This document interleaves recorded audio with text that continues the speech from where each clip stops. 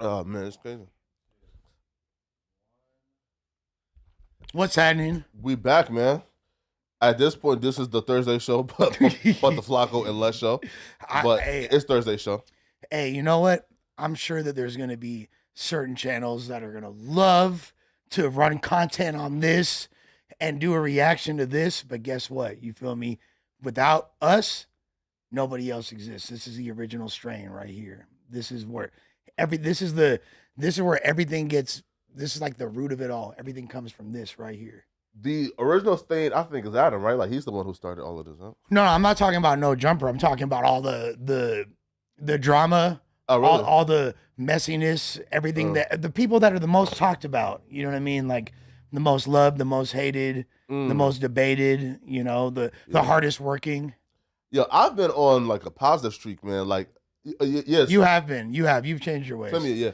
No, bro. I'm trying to lead like my followers now. You feel me, like and closer to God. I'm about to start a prayer group. So, bro, listen. I'm on some Malcolm and Martin stuff now, bro. Meaning, like, I don't even engage with the other shit, man. Feel me, but but you've had a pretty eventful morning, dude. I can't. All right. You and Big Rick just got into it. I would never talk about this, but since fools already decided to leak, and I probably shouldn't have said Big Rick's name, so I apologize. But yeah. Well, there's people have already posted. Oh yeah, yes. Oh yeah, they already posted it, so I can say his name. Yeah, okay, yeah. So you know what I mean? Like it's not like people know who he is. Yeah. So like, you and Big Rick got into it. We had an argument. Walk us through the entire thing. What happened? So this morning, so basically, I don't want to like. So now you don't want to do it. I feel like I have no choice but to talk about it. It's the full story. So why are you and Big Rick beefing? We're not beefing. Me and Big Rick are not beefing, but a lot of the people that were all at the pop-up studio together, okay, there's been a lot of fallouts and dissension. And I've actually been the person that has stayed cool with everybody despite that. And I've tried to keep a lot of this low and under wraps. But, there's certain situations. For example, Rick and Kenny don't get along. You know what I'm saying? Like, so just tell the full story. Like, what happened? Well, I can't tell the full story because if I do, it could potentially like get certain people. Like, I can't say certain details, but what I can say is they had a disagreement and it culminated in this morning. Apparently, Kenny decided to send a bunch of text messages to Rick. This is not the version of the story that you were promising us before we came on air. You want tell us the version that you was popping it about, man. What's the version? I've never even said it. I still haven't said exactly. But you were still popping it though, man. I'm about to tell the full story. So and now you're here trying to give us a condensed, boring version. I don't want to give a boring version. Yeah. But at the same time, there's certain lines I can't cross, so I can't speak on. Plus, it'll literally take like over an hour to speak on all the details. Give us a 10-minute synopsis of what took place. The 10-minute synopsis is they've had a disagreement for a while. Okay. There's been fade friendship requests sent and all that. You feel me? Now the video is currently on the internet. You are a legend, unless you're a liar, that somebody bitch got fucked. No. My God. Well, the video is already out. Like, y'all already posted the video. So I mean, if you want it to be out, what does the video say that's out? Like Kenny is fucking bitches that, bruh. It just sounded so wild that I don't even know like if it's true or not. But why did you say it if you didn't want it to be out? Well, to be honest, like that's like the heat of like a moment during a like argument. Okay. Like I wasn't expecting it to be filmed and broadcast. Okay, so let me just give them the story then since the story, okay? No, like, tell your version of events. Sure. Big Rick walked in, dapped me up. We shook hands. And then you thought that you and Big Rick was cool, and you walked up to Big Rick, say, "Hey, what's up, Big Rick?" And then he sort of like kind of like this is all true, right? Like kind of like you try to like dap him up, he smack your hand down like, man, fuck no. And then he told you. So this is so let's be clear. Yeah. Just in case, so there's no ambiguity here. Mm-hmm. This is in front of like hella people, right? Yeah. This is in front of the whole office. Yeah. Right? And just so we're on the same page here. And he told you that that you know what you did. You don't ever play with him like that. And he says afterwards, we got to have a conversation. That's it, dog. Right. Which is, and then you left and came here. And then once you came here, I guess it started to play back in your head a little more. That's it, dog. And then you got high power. What I said was, what's that sound? What's that sound? Okay. What I said was, at that point, I was like, you know what, like fuck this fool, he's banned, because that's how I felt at that moment, because I felt really disrespected. And then someone said, how's he banned? He's here right now. So I went to go talk to him. And then when I walked in, I seen a lot of screaming. I seen you turning up. Now, I'll be real. Did the turn up happen because it was 5 employees there? Because when it was me, you, and Big Rick, you was kind of like confused, like, yo, it was never me, you, and Big Rick. There's everybody was there the whole time. Yeah, but it was never just the 3 of us there. No, I'm talking about that's the thing. The immediate 1 feet away. If he would have just here's the thing. He's mad at me for no reason. He thinks that I lied to him because you're not telling us the story, Lush. That's why we gotta kind of weasel out the information from no. I'm giving you all the I was gonna give you all the. Please don't drink liquor right now. This isn't liquor. This is coffee. Okay, sure. It's coffee. No. So it has nothing to do with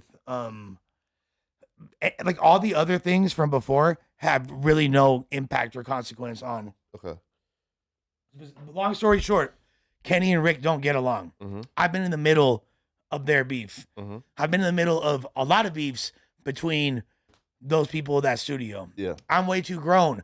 I don't do this thing where I pick friends. Yeah. You know what I mean? Like if you and Josh got into beef right now, I'm not gonna be like choosing a side. And the only thing that would make me potentially even feel inclined to choose a side is if one of y'all were to be like putting that on me, try to make me choose sides or whatever. You know what I mean? So a professional 50 player.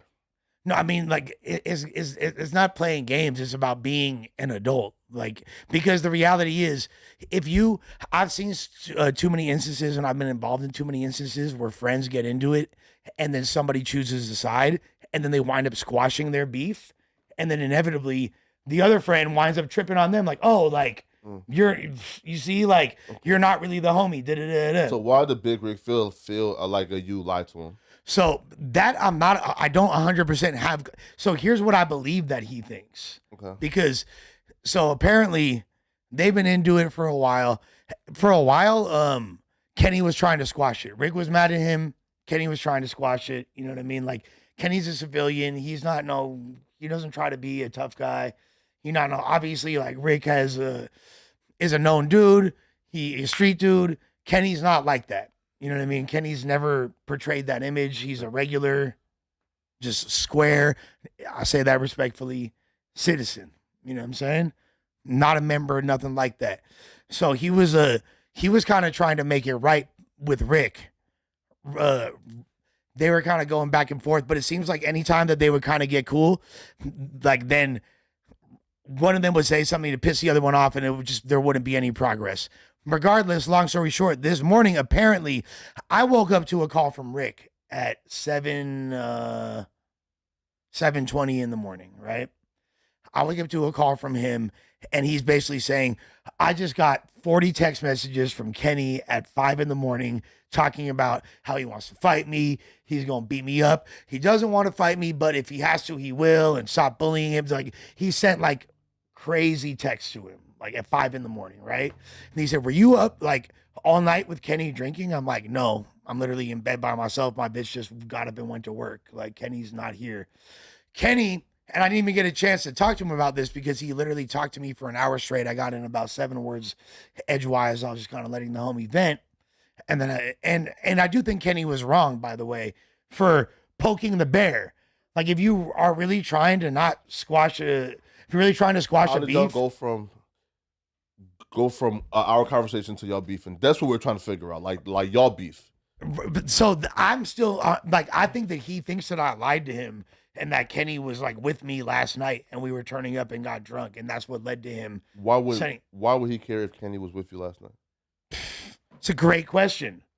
That's a great question. Wait, hold on, Lush. So that man woke up today, pulled up here, ready to really trip on you for whatever, has something probably on him, and you're telling me that it's because you and somebody he don't like was hanging out last night.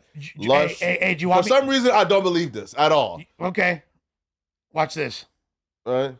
Watch this. And Kenny, by the way, is a former employee. Rick was the owner of the studio. Yo, hey. So you're on live right now, bro. What the fuck? This is crazy, bro. Yeah, you on live right now, brother. So Flacco doesn't believe my story. Wait, pause real quick. Talk to Flacco. Okay, you feel here. me? Okay, come here. Leave out the details of why y'all are beefing. No, actually, you know what? Here, go ahead. That's between y'all. But leave No, out no. the details. No, Okay. go ahead. So first off, here. Okay, Kenny, we got like 5 minutes to like do this because we got some other stuff to discuss. So let's just This is gonna be the most important thing we discuss. No, Honestly. so let's run through like the story again. No. Kenny and Lush were employees at the pop-up studio that we know was founded by Kiki and Big Rick. And Ralph. Now, while you, Lush, and Kiki was at the pop-up studio, things happened. The pop-up studio dismantled. You and Big Rick. Wait. No, sure. But sure, but it's the same building. So you came from Mad Deep, y'all was doing a podcast, blah, blah. You got into it with the owner of the studio. Y'all started beefing. Lush stayed cool with you and him. And this morning, he pulled up on Lush. Why did he pull up on Lush? Bro, we don't care. Tell him what happened. Care about the other shit. We want to know why he pulled up on Lush this morning. Look, bro, here's the thing. This is just like a stupid issue that's been going on for like the last like year and a half. I think it's dumb personally. Like, he's like double my age, bro. And like, it's just really, to me, it's like kind of, it's just like, bro, I'm 24 and you're like almost like about to be 50, bro. Like, why you beef? Like, why do you not like me? Why he like, pull up on Lush bro, this morning, Kenny? We just want to know that information, bro. Break it down. Bro, because I just sent him messages about me saying like, bro, like, look, this is dumb, bro. Like, we're beefing it for like a year. Like, I'm like, I don't know, like, what the fuck you want to do about it, but like, I just sent him basically my grievances with him, and I just kind of spazzed out on him.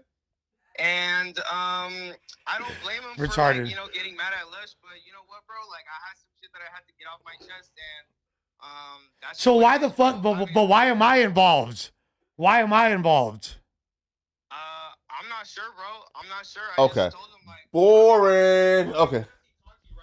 Yeah, you can. All right, Kenny, we appreciate you, brother. Yeah, for sure, bro. Yeah. All right. I can love you, man. All right, that's literally what happened. Okay, yeah. So that was probably. No, because I don't want to put people on blast, bro. I'm trying to protect people. Bro, like fan, bro. Listen, right, bro. Listen, right. Steven knows. No. Hey, by the way, listen. so hold on, real quick, Steven. Just so, am I lying about anything I'm saying right now? Because that's why it's annoying, Okay, right, thank Lush?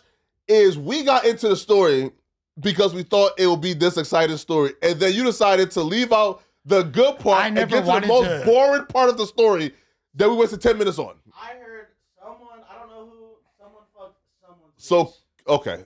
Yeah, move on, man. So, apparently No Jumper has reignited a full-on gang war. Again.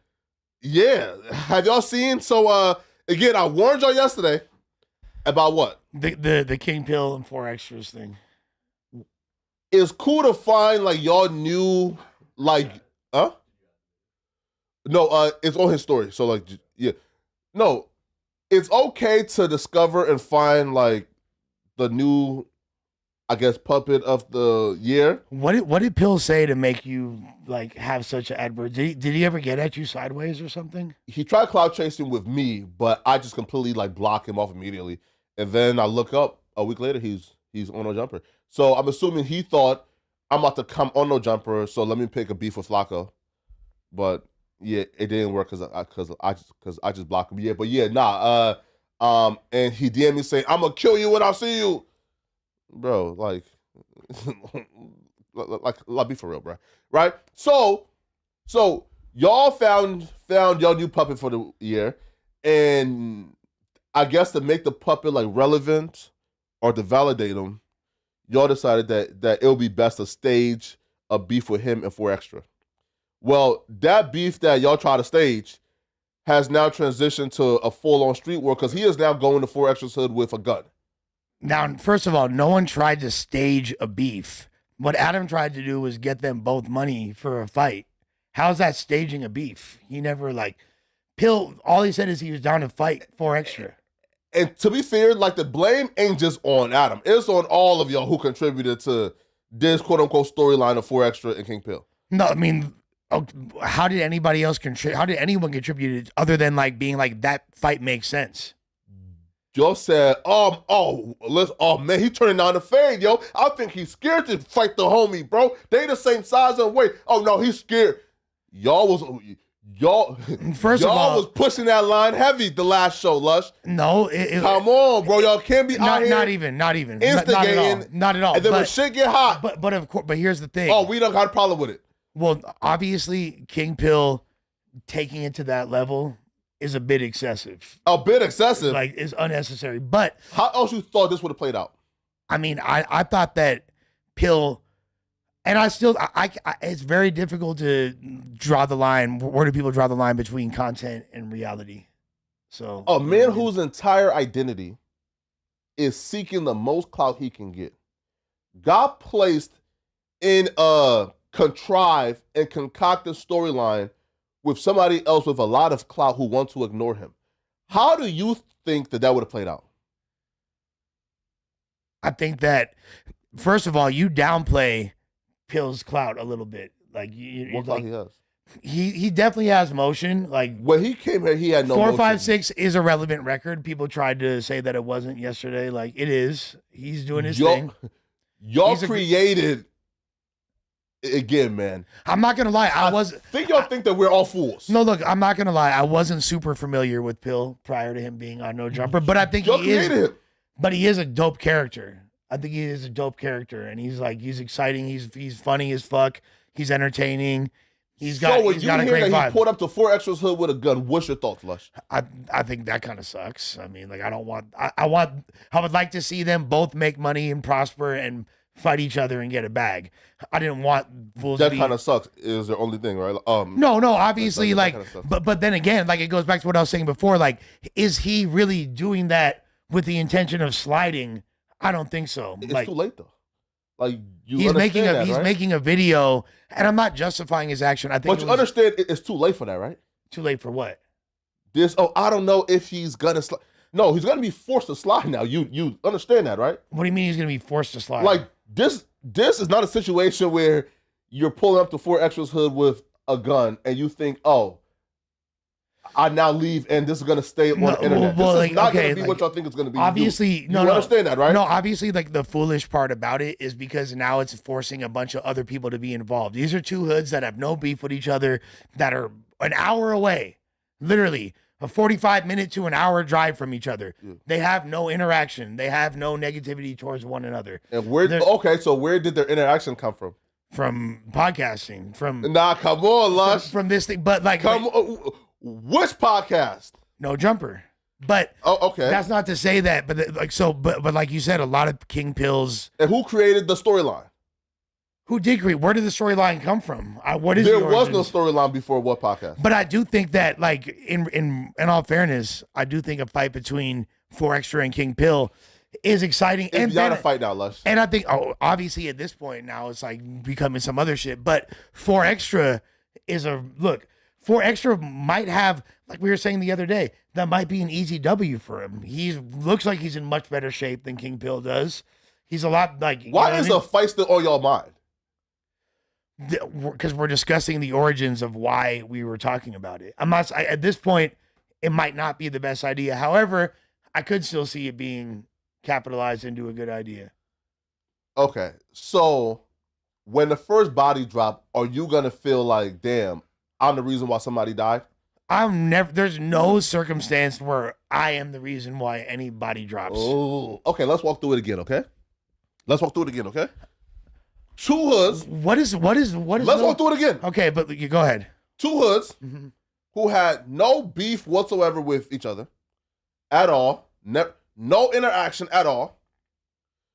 One person who had no business being entertained because that person had no clout, had no type of relevancy The person was just a person with like face tattoo that people thought, well, no, that I guess someone thought was cool.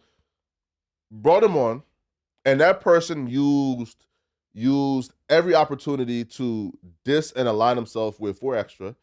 Left the interview. The interview got like 60,000 views. No, like nobody really like cared about it that much. And then there was a concerted effort to continue the storyline by bringing this person name up with 4Extra and trying to really like set up this fade and create this contrived storyline that don't exist because 4Extra don't know him and never spoke on him. Now, what was the contrived storyline other than these guys would be a good fight because they both have motion and they both fuck with no jumper? So what's the storyline other than that? Sure. 4Extra never agreed to a fight. They didn't know what y'all was talking about. Y'all went ahead and began to push this fight super heavy as if 4Extra was scared to fight this dude. Where no, he just didn't know this guy. He has no clout. He's a nobody. Y'all contrived this storyline up. Now the storyline that y'all contrived up is now getting to a point where somebody goes to a hood with a gun. When he says at y'all, what point do you say no? Come on. When he says y'all, he's talking about Adam. No, nigga. He doesn't want to. He doesn't want to admit it. it. No Jumper podcast. You was there that day talking about 4Extra was scared. Let's cut it out. I said 4Extra scared. I said 4Extra scared.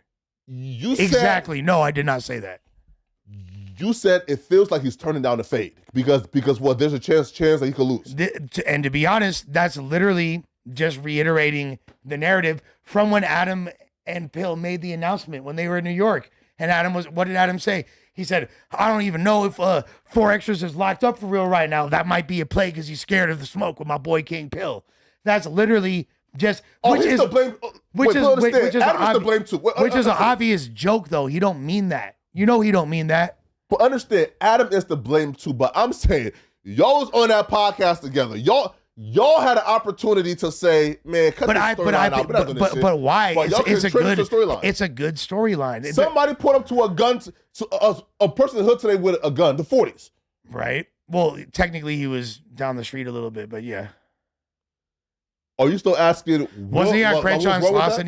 He's technically closer to the 6-0s, but yeah. And you're still asking what was wrong with us pushing the storyline? Well, I didn't realize that King Pill was going to react in such a vitriolic manner. How could you not have known? Because I didn't realize, like, again, and I still don't even know if that's just like him running content. People like don't act ignorant to the fact that people in this podcast space right here in this city pull stunts like that 24/7. There's fake fights. There's fake beefs. There's fake paperwork. It's very difficult to distinguish real from fake when it comes down to it. No? So you think him pulling up to somebody's hood with a gun with blood members, you think this is about to be some internet play that's going to disappear in that you know what? Maybe I'm dumb as fuck, but it's hard for me to wrap my head around. That 4Extra crashing is hard for you to wrap your head around? No, two hoods that have nothing to do with each other, that are literally an hour apart, that have no funk, that have never had no static whatsoever. Yeah. It's hard for me to wrap my head around that actually becoming a real beef, because that's not really the way things work in this city type shit. You feel me? And the Bloods that he went with to the hood, are they all? I don't know. I don't know who he's with. Sure. Okay. Well, look at the video again. They're not all an hour away. You know that, right? So I don't. So he had fools from other hoods with him, or what? Yeah. Just other Bloods. Well, we've seen our boy Bompton G Uno there as well. Well, Bompton G Uno and him are in accordance.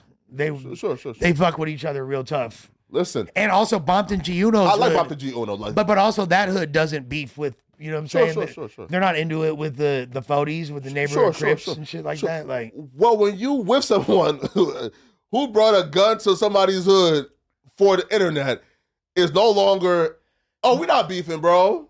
That's not how that works, bro. It's clearly it clearly is not a cool move. It clearly is probably not going to make the fight. Now the fight probably can't happen, but prior to that, I don't think us championing for it or pushing for that fight is a bad thing in any way. Or else it's like, what is one of the primary draws to the type of content we do? Is conflict, is tension, is negativity. Like, the good conflict though, Lush. What's the good conflict? The good conflict is, I don't know, Brandon and Lush one. And Brandon is suspect. Brandon is suspect. No, that's somebody. bad, though. Somebody wound up almost exactly. But wait, pause. But that's not. But that's not. But that's bad, and that should never happen. I'm saying Lush one and Brandon debating ideas, arguing back and forth. That right there is good. Because I'm a square and I'm not gonna ever hit nobody. I'm not trying to hurt nobody. I'm not trying to fight nobody. You feel me? Like Lush. Okay, better question is this, Lush. Do you think that No Jumper should now interview King Pill again to talk about this? Well, right now it's probably a little bit might be Lush, a little bit difficult. Do I think so? Call, Lush. Absolutely. And if it was your call, should No Jumper now interview King Pill about why he went to Flex Hood with a gun? I think that there should be a conversation discouraging him and letting him know that wasn't cool that you did that, because King Pill, we know you're a gangster. We know you in the streets. We know you a voice for many people right now, for an entire city.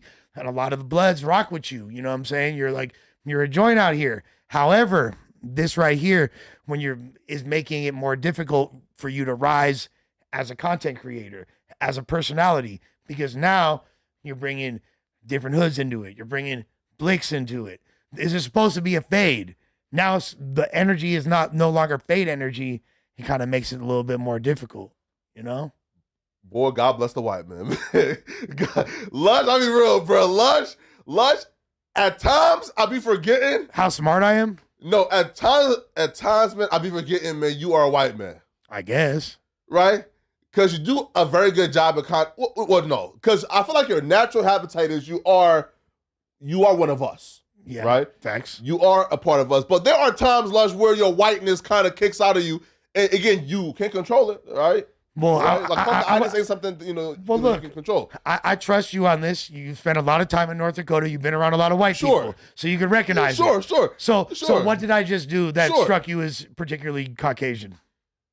What you just did is like the epitome of vulturism. Really?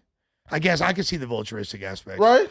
I'm not like, I don't like self-awareness to that degrry. Right? But I do. Look, that's insane what you just said. No, but did you hear the way I said it? I would do it. Bro, you know damn well that shit ain't a talking off no edge, bro.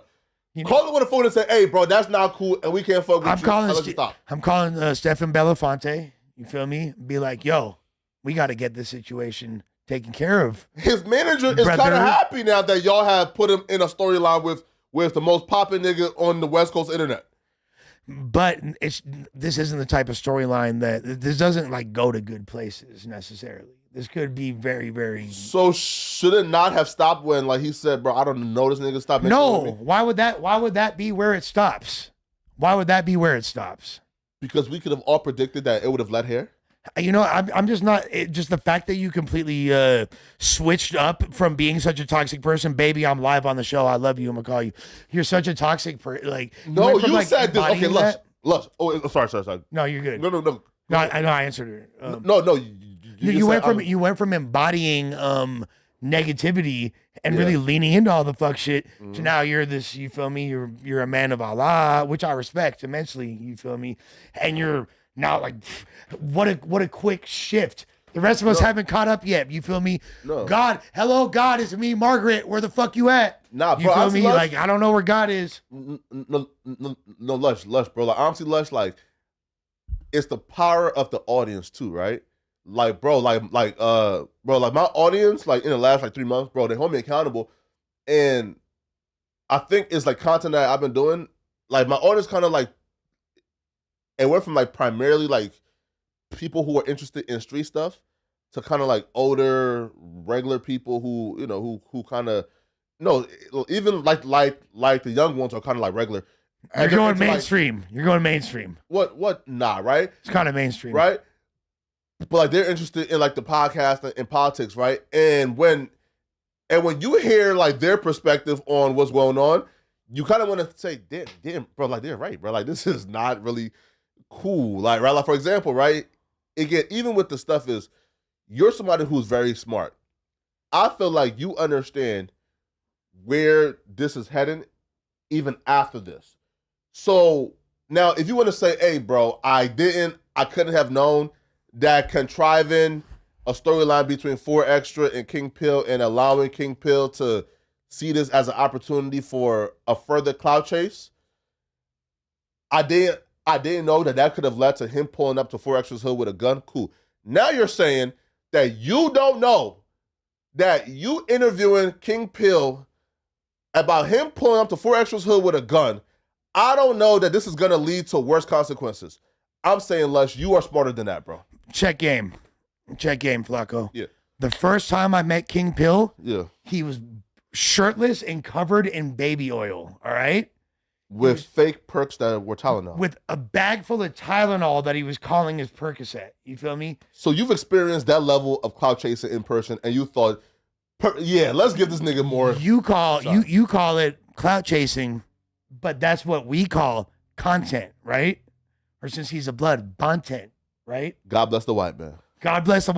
But that's not like literally a great character right there. He just so based beyond that. So my first impression of him is I'm not saying he's not a real member. I'm not saying he's not really a blood. I'm not saying he's really about that life. He might have several hats for all I know. You feel me? Like, I know he's from a respected section, all that, right? But my first impression of this guy when we met, not only was he personifying this character, but we filmed a skit. It's on my Instagram highlights right now. That it was a Stefan Belafonte's idea where I punk King Pill. You feel me? In the skit. And all like Bompton and Gion are there, the other Bloods are there, you feel me? And I'm like, and I was like, hey, you was talking all that shit, but now that you in my face, where you at? And he's like, hey, I don't want no smoke, Lush. I don't want no smoke. That's the skit. So if this guy's willing to do that and get punked, quote unquote, by Lush, you feel me? A known, not threatening person at all. And that's the skit. I'm not inclined to take everything he does to be necessarily that serious. I don't know if he's playing or not. You get what I'm saying? Josh, let's talk to me, Lush. No. I just want to know if I sound crazy. Nah. You're trying to get some refugees in Josh. Nah, talk to me, right? Because again, Josh can't save you in this conversation. No, but I think Josh knows that this is logical. No. That man first interview, he talked about like how like he tried to kill somebody in jail. He talked about like the Glock Dookie on Big Sad. He fucked SZA. He fucked SZA and he name dropped at least like 10 other niggas. Okay, so how is this? You're proving my point. This is a great character. No. King Pill, let's go. No. And 4Extra, I love you. It's still let go after a gun came to somebody's hood that who you love. No, I don't fuck with that. I don't fuck with the. Well, yeah, you want to interview him further to extend the storyline. I'd like to. No. To profit off him bringing a gun to your good friends. I am a peacemaker. I'm the modern day Malik Spellman. You feel me? If you don't know who that is, no, I don't. He was the peacemaker. He had a whole show about squashing gang beefs in L.A. Shouts to my dog Malik. All right. So with that being said, all I'm trying to do is squash beef, help these young men get to a bag, and get they fucking wait, Lush. Can you choose like somebody like topic? Some of the comments from one of the members just to see like what they're saying? Yeah. About this 4Extra shit? We got a bunch of super chats. So shouts to Nick Hersey for becoming a member. Shouts to Sippin' on Suboxone, amazing name, for becoming a member. Wait, but if they aren't talking about the King Pill shit, then let's hold off on this until we get done like the 4Extra shit. But I'm trying to find like There's one member. Some great comments. I'd love to read all of them, but we'll get scroll down a little. Yeah. Let's find one member AZ who has said, I can't wait until Adam hires King Pill to no jumper and he knocks out Flacco for all his disrespect. He also said, AZ said, the black community would like to trade Flacco for Lush. We also don't claim Flacco, but okay. So can we go to the chat and read one of the members who actually have an opinion on this King Pill and 4Extra shit? No, wait, so nobody has an opinion on this shit? Because I can't read it. I can't see. Flacco's promoting male gayness. W Lush, Flacco shut up. Lush is right. Lush just said he would have started a race war with Rich Trapper. I think Ganglang Neve in the community. Better fire Lush before he get no jumper into some shit. Lush let that heat go, man. Lush never takes accountability. No, those are the old comments. Cool, right? So okay, so it looks like they have no comments on the 4Extra shit. Okay, no, but again, no, that's the point, right? Too, right? It's those same people who are pushing for y'all to bring King Pill back and interview him about the 4Extra shit and pull him to the hood with a gun and give him more of an opportunity to clout chase further and to, and to further agitate that situation. They understand that it's gonna end bad, and once it ends badly, it's gonna be, ha ha ha ha, dummies. Somebody died, dummy. And then guess what's gonna happen again? They're gonna move on and push you guys to further agitate new situations with new street dudes until somebody else died. And then guess what? So I'm saying, at what point do we say I do get what you're saying. This needs to stop? But here's the thing: it doesn't need to be like that. I think King Pill there should be a conversation with him and be like, hey, what are you doing? This is making our job significantly more difficult. Conversations about what exactly? About doing a video where you're out there in the Crenshaw district with Blick trying to taunt 4Extra. That's not helping. That's not helping. I think in King Pill's head, he probably thought, oh, this is going to turn him up and make him want to fight me. But do you understand too, though, that like the point of a conversation is probably too far beyond, right? Like, what he did was so severe. Like, in terms of pulling up with multiple bloods, blicked up, taunting, dissing, right? And saying names and dissing in people's. What he did was so severe that this aspect of, oh, let's try to bring peace and talk and have a conversation. That part is, they're gonna boogie at some point. Okay, so if they're gonna boogie, why not try to get away from that and make it more of a public thing so they can't boogie and it has to be fun? What do you mean it's too late? Nobody's got shot. Nobody's got shot. Nobody's got hurt. It's a white boy shit, bro. Let them profit from it too. You feel me? Like, first of all, why is there a tool to that? Let me make this clear. I make no money from this situation whatsoever. So this doesn't benefit me. Them fighting or not has zero consequence on my life. So, you know what I mean? We could just remove the word profit from the conversation when you're talking to me. Okay, here's my solution, okay? And you tell me if I'm right, and then we can move on, okay? I think the solution should obviously be we distance ourselves from this as much as possible and say, you know what? It's gone too far. We're not even gonna touch this conflict no more. All right. So if you want to come to talk about this, man, no, we're not doing it. Now, again, if like you like want to come and talk about Drake and Kendrick, do your thing. But we are not about to give you a platform anymore to diss 4Extra. Any dissing, any again, bro, like agitating of anybody else, we not doing it, because the one thing we know is this: if it's not 4Extra, it's gonna be somebody else.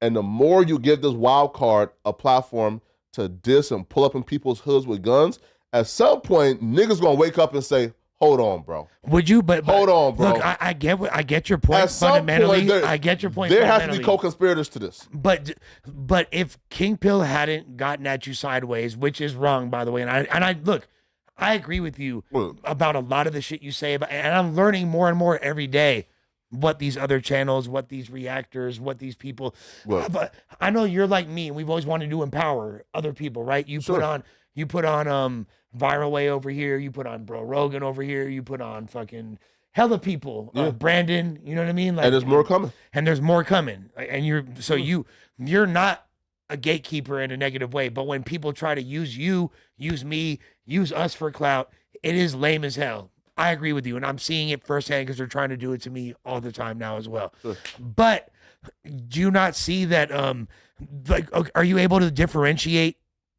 and remove yourself from the situation? And if King Pill hadn't got at you sideways, would you still feel this strongly about him and this situation? Yeah. Bro. I don't think that's true. I think you're being disingenuous. Wait. And who's somebody else, like Big Church or Church? Okay. When he came like cloud chasing, the first thing I said was, this is corny, this is not cool, and this is gonna agitate something. bro. You're talking about when he came dressed as Sharp? Yeah, right. And me and him never had no issues at all, bro. I'm not somebody where, bro, if you diss me, that I can't see a value in you, bro. I was the one who told you to invite Big N up here, right? Yeah, exactly. But also, yeah, but yeah, right. So bro, when I see somebody where like, yo, like where you have value, for example, bro, and somebody where, you know, he has taken a concerted effort not to diss, not to bring gang politics into it. He's somebody where, yo, he has a perspective on certain things. So what I say, bro, bring him up here, right? So no, if you were somebody where I think that you weren't a net negative, you weren't destructive, I would be down with whatever the gimmick is. But I'm saying at some point, people are gonna wake up and say, hold on, bro. He did this with 4 extra. Now he's back and he's dissing him, and then he put up to his hood too with a gun, and his hood too with a gun. And after a while of us platforming that and agitating it and instigating it, niggas is gonna see there are co-conspirators here. now, like, I'm not saying that you haven't called out things that you think are corny or people or moves that you think are corny, even if they haven't got at you. I'm not saying that that's the only thing that you do. However, I've never heard you talk about Big Church in a negative way. There's never like a campaign against Big Church. It's never like, But to me, fuck though, it's not a platform. campaign, though. But you never said like, I've never heard you be like, fuck this clout chasing nobody. We're not platforming him. Da da da da. Why the fuck are you guys giving this lame any light? You never said nothing like that. I never said fuck him either, though. No, I know. I'm not. But essentially, you didn't say those exact words. But you're like, we shouldn't support this guy. He's just a clout chaser. He's not really. Because, okay, so look, there's I think you got some personal bias, brother. no, there's a huge difference between, let's say, Big Church, who's just like A cool guy, regular chill guy. a thirsty clout chaser, Oh, I didn't know that you looked at him like that. I like Big Church. and there's somebody else like King Pill who actions will put us in a lot of shit. There's a huge difference between those two people, and I'm just saying, even when I hear you say, "Oh, I still want to interview him about why he went to 4 extra hoods with First guns," of all, I like. it tells me you don't understand the severity of this yet. No, but you know what? Like interviewing, it does seem super cloudy. I'll give you that. But I feel like if it's done in a way that kind of diverts away from that, if he's just like, if it's something that leads to them actually getting in the ring and catching a fade, and it's not negative, like. Yeah. So obviously, if he wanted, like, let's say we interview, I wouldn't put him on a live stream. You know what I mean? But I would, like, if we did an interview with him, and then depending on what he said, look, I got interviewed by Vlad when I was in the middle of beef with somebody back in the day, and Vlad told me. Well, that's I mean, like that's expected, right? No, Vlad specifically said, and this is like he was posting me a lot at this time. This is like 2014 and shit. And Vlad specifically said, you know what, like this. Interview is gonna get you implicated. I'm not gonna put this out. The dude that's known, or people say like Vlad is federal, Vlad's the biggest Fed. He literally like protected me. Okay, fair. And shit. So like I would do something similar. I wouldn't want to say something that's gonna add to negativity. Why not leave it alone and don't agitate it further? Because also leaving it alone might not make it better. How's leaving it alone gonna make it better? When you don't give somebody a megaphone, right, to do certain things, then they don't feel the incentive to do it. Meaning this, he's not pulling up to 4 Extra's hood with a gun if he don't think that this is going to get him attention. And the storyline would not exist if it wasn't for the super push of it on the podcast with you, Brandon, Adam, and who else was there? And Yeah. But here's the thing: if the building across the street is on fire, ignoring it's not going to make the fire go away. Well, so in this situation, and look, I know I'm taking a very difficult stance here, and so do you. You feel me? But, but I'm standing on 10 with it. Okay. Right? So literally, sorry to break the fourth wall right there. Yeah. But literally, so there's two things. Either A, if I bring attention to the fire right there, the firemen are gonna come put it out. Yeah. Or you feel me? We're gonna like, regardless, if I ignore it, then it's just going to burn everything up. If we ignore this could potentially spill over to be a huge thing in the streets. Yeah. 4Xtra's little homies are mad about it. His big homies are mad. Fucking Pills homies get mad, and then it It's becomes a already fucking too war. late. That's already there. No, but it could get squashed. If they It's not wind getting up, squashed. it could get squashed with them catching a fade and potentially both making money and other, So you people think that getting 4Xtra is now gonna say, yeah, No, we pulled to my hood with a gun. Let me give No. you a fade in a celebrity boxing match, nigga. I No. think the most fucked up thing about this whole thing, and I'm not happy that Pill did this for this main reason, is because I don't play about 4Xtra's freedom. And I think it's not fair that now 4Xtra, he just came home again. He's trying to do good again. He's trying to stay out of trouble again. And then you got this. But okay, but where was this care for the freedom on Tuesday?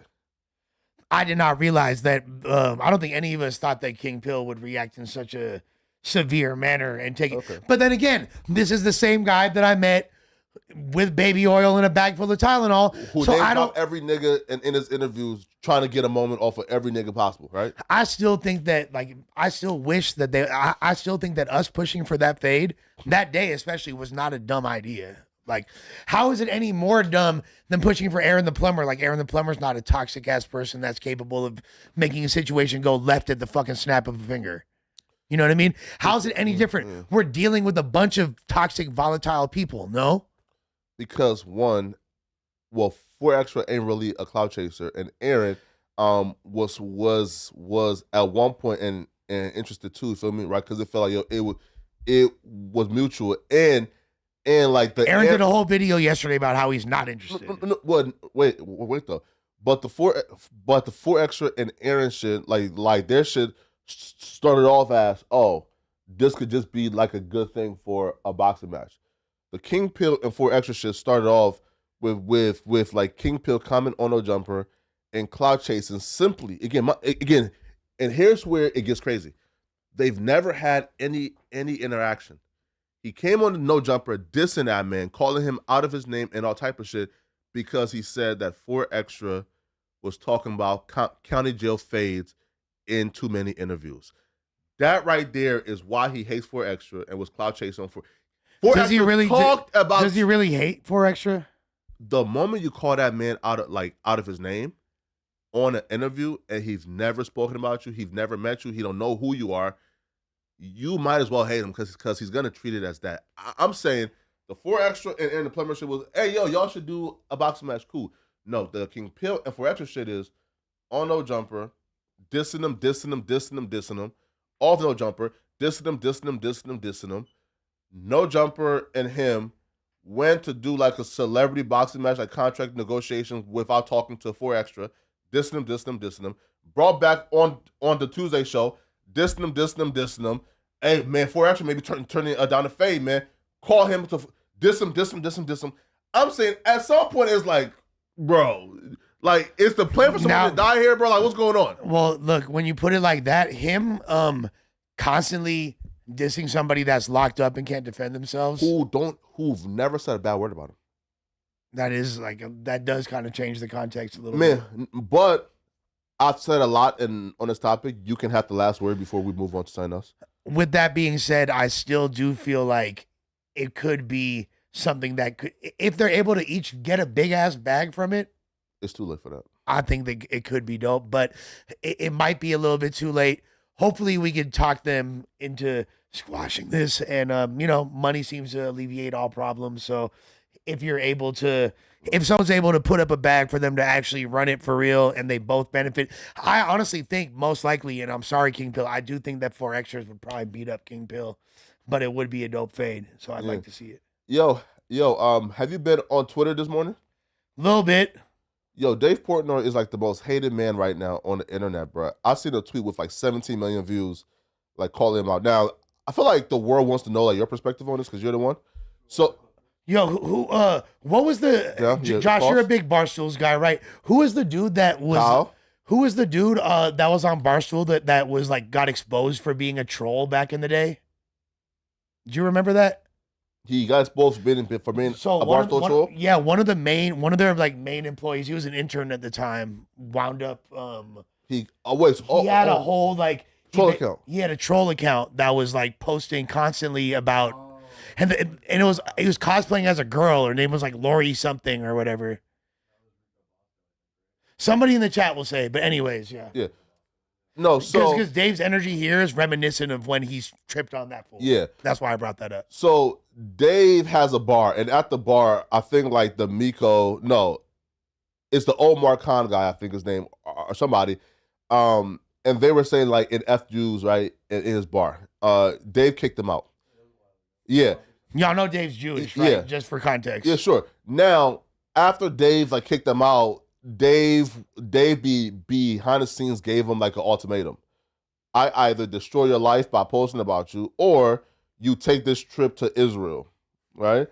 And Dave is like the ultimate troll, bro. well, no. And when they declined, Dave began to post about them, and on Twitter. But then I'm taking the trip to Israel. Yeah.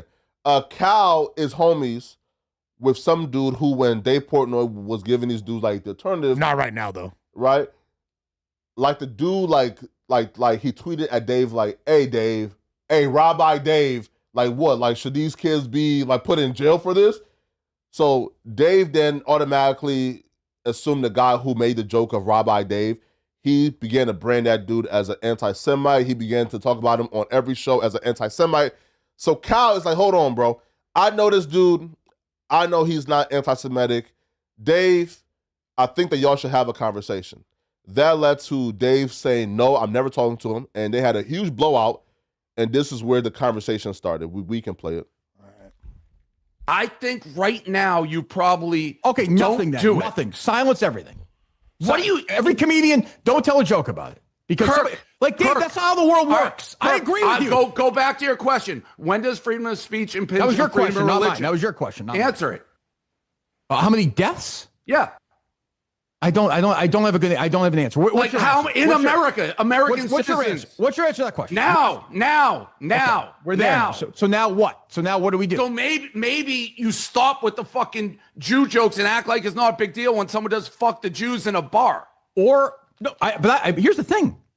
I'm with you 1,000% on that. You should have fucking kicked those people out. Of course you should. I'm not talking about kicking them out. I'm talking about. You want to go to jail? Like, what do you want? Like, those guys. You are defending this guy Mick for what he said right after that happened. He's not anti-Semitic. I'm not defending him. No, if your brain goes there, I'm you are not defending him, Dave. What I'm saying is, you should have him on here or somebody else like that and fucking fight with them, because then you have a conversation. That's what this idiot wants. Dave, these guys that wrote the thing at the bar, fuck the Jews, right? Yes. You're going to fucking fly them to Auschwitz. Some guy tweets at you something. You want to fucking...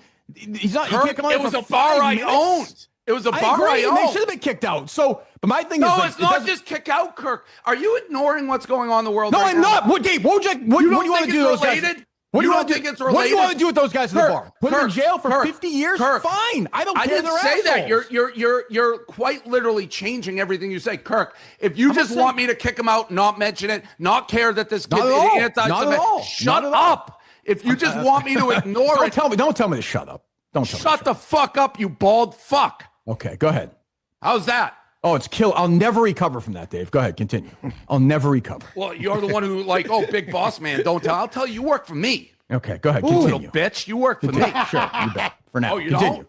For now, quit. I don't care. I'll save 500 grand. Is this show or not a show? Like, is a show or not a show? Like, we can't have a conversation? You're an idiot. Okay, continue. You're literally saying people should be allowed to make Jew jokes, say whatever they want right fucking now. That's yes, I think people should be allowed to make jokes. So how many motherfucking Jews have to be killed before you stop? That I don't think. What else? Where else is that happening with the religion or people? I don't think those psychopaths, I'm with you, they're scumbags, are the worst people on the earth. Should that? You don't think it's all related? But Dave, you're telling a comedian not to make a joke? It's not a comedian. I'm with you, but you said stop all jokes. Jew jokes of that nature now. We'll ban Jew jokes of that nature. We'll get the Constitution, we'll get Congress, and stop Jew jokes of that nature. I'll go back to this. Yeah. Okay, pause real quick. When does freedom of speech... So then... Dave is... Man... At some point here, like Dave says, how many Jews gotta die until the jokes ain't funny no more? So in fact, I'm gonna just have you take it first because you are the Jewish man here. So what is your take? All right, is this First of all, free Palestine. Okay. First of all, free Palestine. That's pandering, right? Pandering. I fuck with you though. Pandering is, bro. You're gonna make me have the opposite reaction that you just had. Okay. As a Jew, I'm saying free Palestine. Okay. You feel me? Like, with that being said, I fuck with Dave heavy. The undercarriage. Look at the beautiful undercarriage. The zero flop. Yeah. The crisp. It's got so much crisp. I give it 7.6. Frankie, this is 7.6 pie. Yeah, of course. Dallas, Fran Zones in Bridgeport, Pennsylvania, 7.6. That's the review. No, I fuck with Dave really heavy, and I understand where his pain is coming from, but it kind of goes against his entire image and his entire character. Dave's whole thing has been fuck censorship. I'm with the fuck shit. Talk as much shit as you want. This is locker room humor. This is barstool humor. We're pushing lines. People are too sensitive. But then when it's about your people, it's about you. You want to gatekeep. Now, do I think that anti-Semitic fucking graffiti should be tolerated? No, absolutely not. Slap the shit out of that dude. Wait, but that's not what that. But that's not what this conversation is about. Well, he was. The conversation is about how when Dave kicked those guys out, right? This guy named Mick made a joke towards Dave and said, "Damn, Rabbi Dave, you want them in jail too?" So no, he's like obviously he's being hypersensitive. Like Dave is being, and I hate to say it because I'm normally, this is probably one of the only times I've ever not been on Dave's side, and I don't even want to put it like that because I look up to bro. You look up to Dave Portnoy? I think he's fire, bro. I think Dave Portnoy is fire. Like I love Barstool. I love what this fool has done. Like I might not align with him politically, or I might not align with him in a lot of beliefs, but what is created, bro? I work for Adam 22. What are you talking about? Like, but Adam and Dave Portnoy are drastically two different people. No, they are, but they're both controversial people.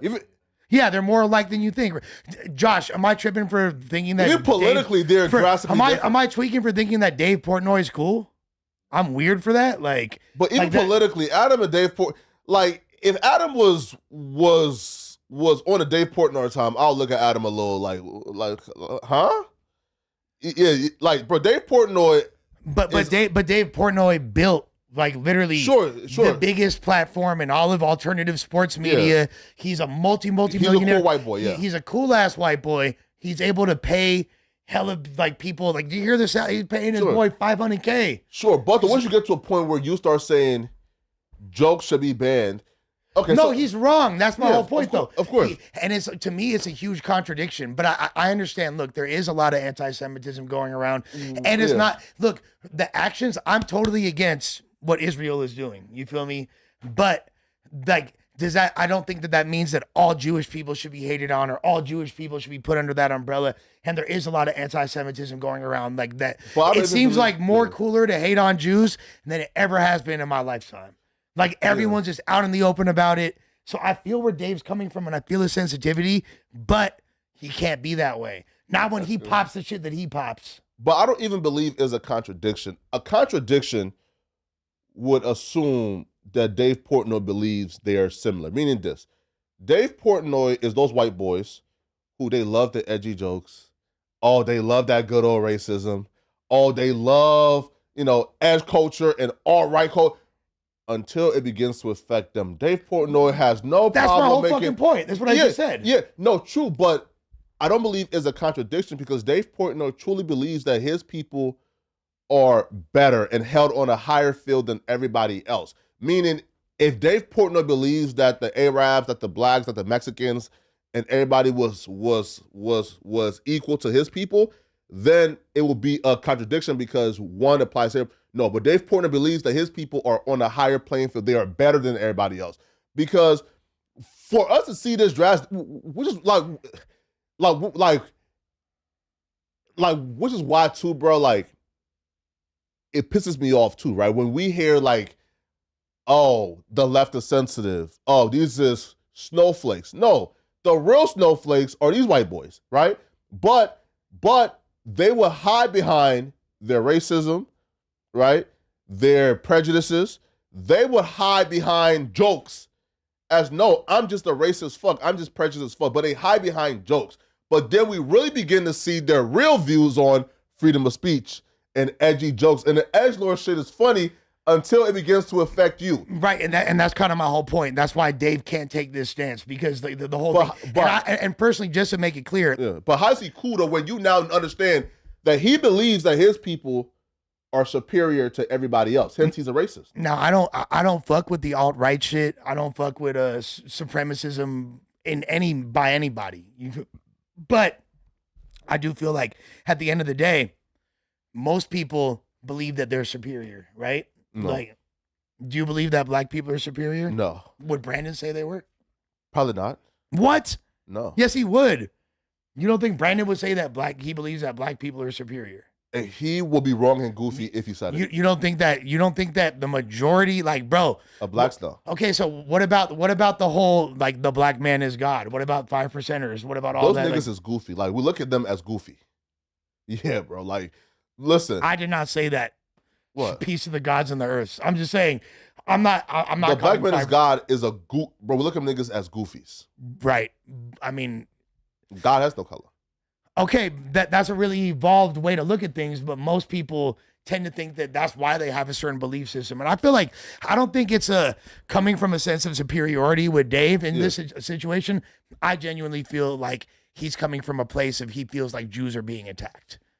Okay, also, too, okay, so what would indicate, what has he ever said to indicate that he thinks that Jews are better, or he's a Jewish or white supremacist? well, I'm not because we know saying his that. history. Okay, because we know his history, for example, right? Like this point of how many more jokes need to be, how many more Jews need to die until the jokes are no longer funny? He's now saying that these jokes are responsible for Jews dying. No, he's not. That's what he's saying. That's not at all what he's saying when he says that. He's saying, like, Have you heard wait? but that's Pause not though. what he said, and that's what he. Wait, though, But that's before not we what he's dive in, saying. though, have you watched the full podcast? No. Cause this segment right here is like is about 20 minutes. Right. He says the jokes are not funny, right? How many more Jews gonna die? No, he said that Right. in this clip. He literally And said then this. Kyle responded back with what? Are you saying that the jokes are responsible for Jews dying? And Dave said yes. But I mean, he knows that's not true. If he said that, that's the jokes are not the reason why. The amount of people dying is why he doesn't think it's funny. But really, it's not even about people dying. It's about the general consensus with how comfortable. Because look, I was born and raised around a lot of Jewish people. Yeah. Right. I'm from West LA. There's a lot of Jewish people out there. Where? Right. In West LA. I need to move there. There's an entire Right? community. Because I never knew that's what Jewish people were. Yeah. Literally, moved to Beverlywood. Okay. Moved to Pico Robertson. Like, that's a straight Jewish community. Because it's Hancock safe down Park, there, right? Yeah. Very safe. Very safe. Beautiful I need to community. move there. Okay, go ahead. Very close to Big Sad's hood. Right down the street. Hold on. One side of Robertson. Yeah. You're Okay. yeah. But okay, so with that being said, you know, the comfortability, like, so growing up, it was very frowned upon to make any type of anti-Semitic jokes. I remember in elementary school, somebody put a swastika on the wall as, like, trying to be funny in the bathroom, and it was the biggest deal. And, like, there was like it's nasty stuff. Yeah. And then when I got exposed for drawing the swastika, just kidding, it wasn't me. Yeah. No, but no, yeah, of course. but We like disavow, of course. yeah, people were trips, and like, we're taught about the Holocaust. We visited the Museum of Tolerance. And by the way, I went to a Christian school. I went to an Episcopalian elementary school. You feel me? So it's a Christian school, but we're still learning this much about Jewish culture, the Holocaust, what happened. It's so frowned upon. And then we've seen now over the years, it's totally, not only is it okay, but it's encouraged to shit on Jews. Yeah. And people that defend Jews are looked down upon. So I think that's kind of what is fueling Dave's anger. Yeah. No. Does that make sense? That's Well, what's fueling Dave's anger. Okay, listen, also too, right? Is this, right? When he says, yo, the jokes are contributing to people dying, he said that. Then I want to ask Dave, do you believe that your jokes contributed to Muslims dying? To blacks dying? By his logic, the answer is yes. Did your jokes contribute to more women being raped? Right? Because Dave is... again, this white boy is known for them good rape jokes. He's known for them good Muslim jokes. So all of a sudden, the edgelord, the Mr. Can't Be Offended, who offended everybody and said, it's jokes, freedom of speech, haha, nah, boo-boo. That nigga now want to talk about jokes? But here's the thing. So, like, to me, being edgy for the sake of edginess, being a quote-unquote edgelord is gay. Like, that shit is lame. I don't fuck with it at all. Not really, though, right? To me, it is, I'm saying. Like, Yeah. I don't think that shit is cool. No. I don't think that shit is funny. But because I agree. Wait, so pause real quick. Because, bro, I agree with Dave's original stance, which is jokes are jokes. People should be able to make jokes without losing their entire livelihoods and losing their job. That's my point. That's what I was. That's this literally new where I'm going Dave, with it. Like, we don't rock with. Josh, could you play the link where Dave is talking about like Colin Kaepernick and the Arabs? Now play this real quick. Wait, pause real quick. Pause. National anthem is becoming.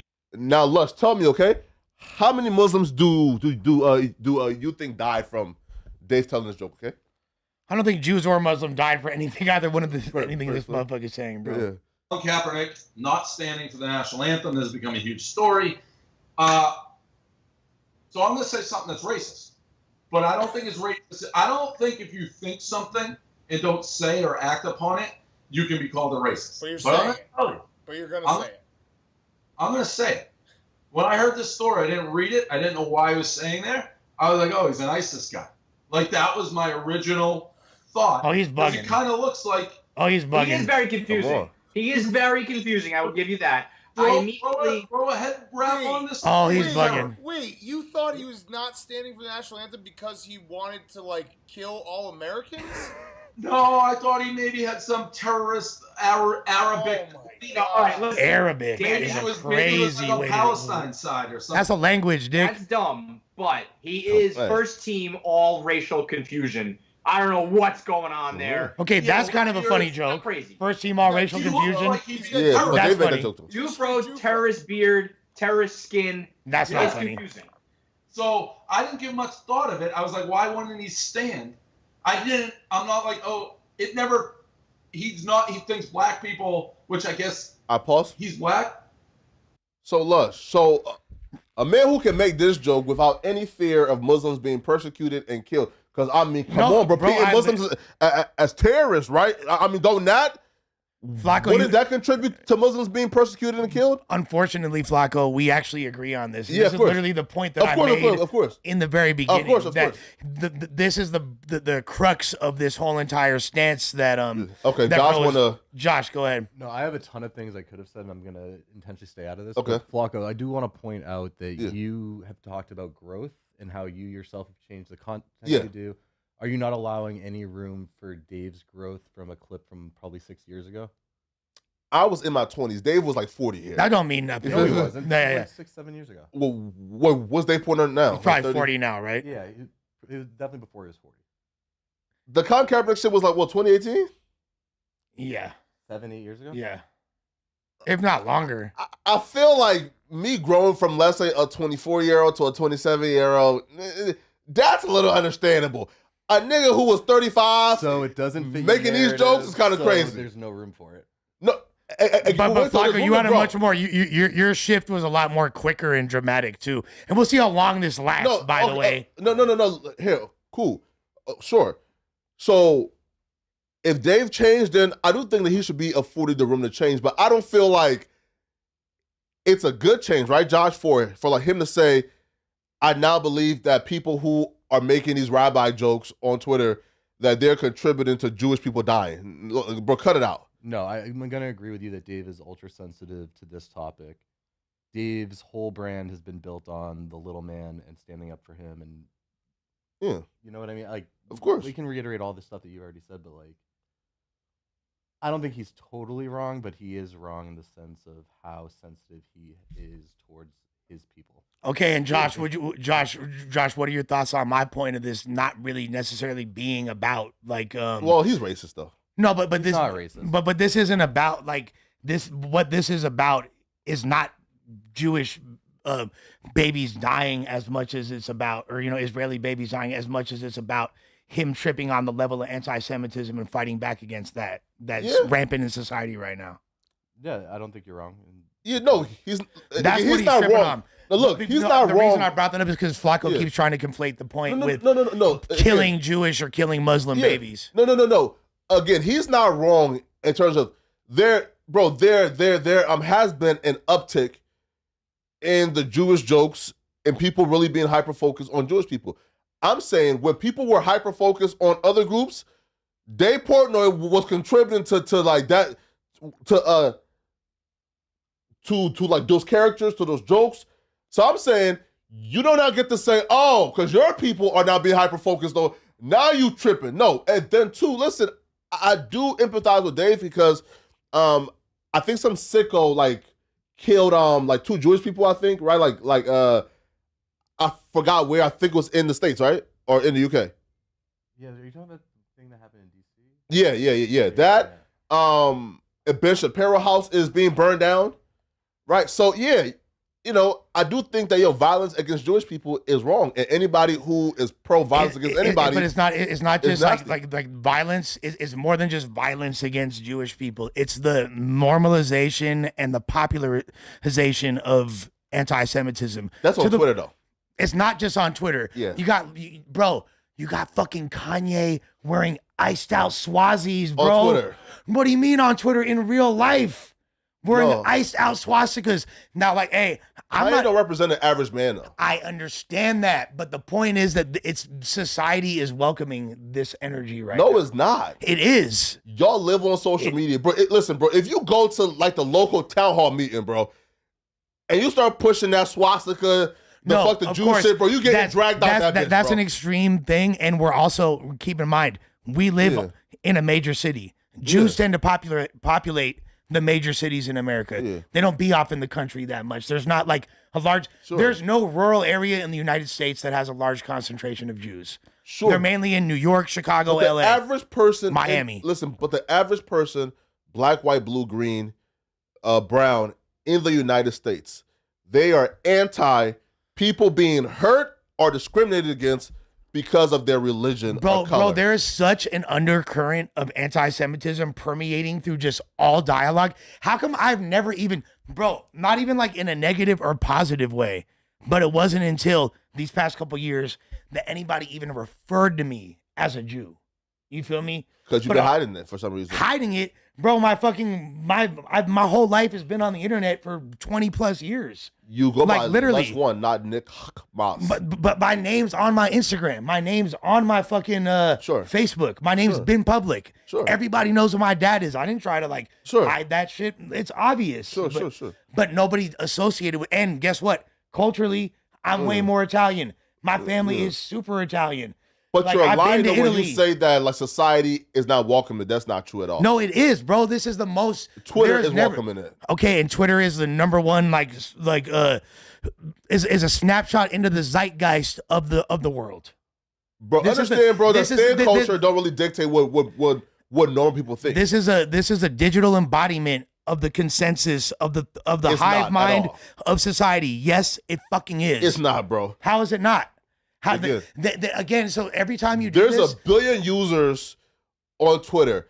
Like these communities that we see, like the politics and the other shit, is probably at max 10 million people. I'm going to start holding you accountable for this. So yesterday you said that, and we already knew this, but just so now you can never use the celebrity net worth thing in your life because I've removed that from you. And now you can't use anything that's said on X because you just said that's not an accurate reflection of the consensus. No, Lush. You don't see what I'm saying? No, Lush. Hey, for example, right, bro? If you want to say, yo, man, like political media, right?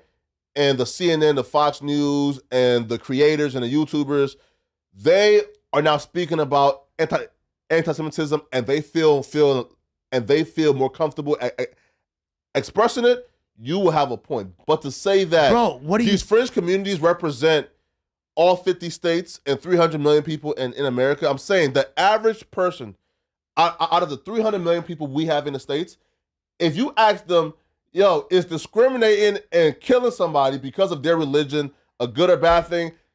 they'll say, "Nigga, you're fucking stupid." No, Get the like fuck out my face. obviously, like that's like the moral compass. That's the general like moral compass that people have. But if you ask the majority of Americans, if you go to Kansas and you be like, "What's your opinion of Jews?" They're probably gonna be like, "Oh, them motherfuckers, oh the Steinbergs, they gonna have some." But you understand though that y'all contribute a lot more to like that, right? What does that mean? Sure. Okay. For example, right? You're gonna make me have a Dave Portnoy moment. No. Look. The undercarriage. No, look. Right. No, look.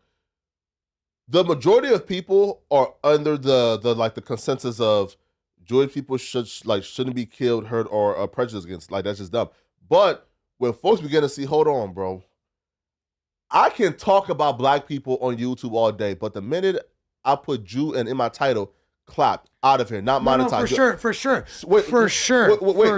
No, sure. But I'm saying is, once it becomes an over policing of criticism of one group, y'all now what become responsible now for this hyper focus of hold on. How come we can't criticize certain people? How come when we say this, our accounts get clapped, we get demonetized? But when for example, right? Look, it happened like the other day, okay? I put blacks, dummy, goofy all the time in my titles, right? Mm-hmm. Hood ninja. Bro, I put Israelite in my title. Off the rip, they said additional review for 24 hours. But here's the thing. That is fucked up, and there's definitely been gatekeeping and a certain level of protection that, look, certain countries, like, for example, Germany, you can't say anything bad about Jews. Now, obviously, their history is a little bit dicier in that regard, so they're, like, hyper vigilant. You can't even make jokes in Germany. Like, they don't give a fuck. Right? Because that's where, like, they got Of course, but check this out. You know what was fucked up? Post 9/11 America, the way Middle Eastern people were treated. But I don't think that it that shit was fucked up. Yeah, but niggas they were getting discriminated against in such an insane way, bro. Like I could call homies of mine. I could call Disaster right now, and he'll talk about because he literally had just moved back to America right after 9/11, and he went to high school in Valencia, which is a pretty racist. No. Again, the treatment was bad, and nobody should have been treated that way. But I'm saying how human psychology work, right? Is positive reinforcement. If I walk down the street and no, okay, for example, right? If every time I hit this buzzer and this dog gets shocked, about the 20th time, I don't even have to hit the buzzer. I just have to just show the buzzer and the dog is gonna, you feel me? So if they watched for like a solid 2 month like time frame of George Bush coming and I guess giving updates like 24/7 about how Bin Laden is sending terrorists here to try to bomb this shit down. Yeah, there's like responsible, right? Then like these people aren't bad people for just automatically being conditioned to look at a brown person. But that's kind of what's. But then when it's the same thing that's happening now. Now, regardless of people's and that's my point, yeah. Now, regardless of what people's opinions of Jews are, good, bad, and ugly, if something gets repeated enough, even you being just now being like, well, Jews are gatekeeping the media, and I'm not saying you're wrong. Gatekeeping the media, but anti. I said for some reason, whoever is gatekeeping the media. But that's what the insinuation is. You can't critique them. You don't need to say that, but that's the insinuation. Okay. When you're saying I say something about Israelite, I can't even have the word Israel in the sentence without it going for additional review.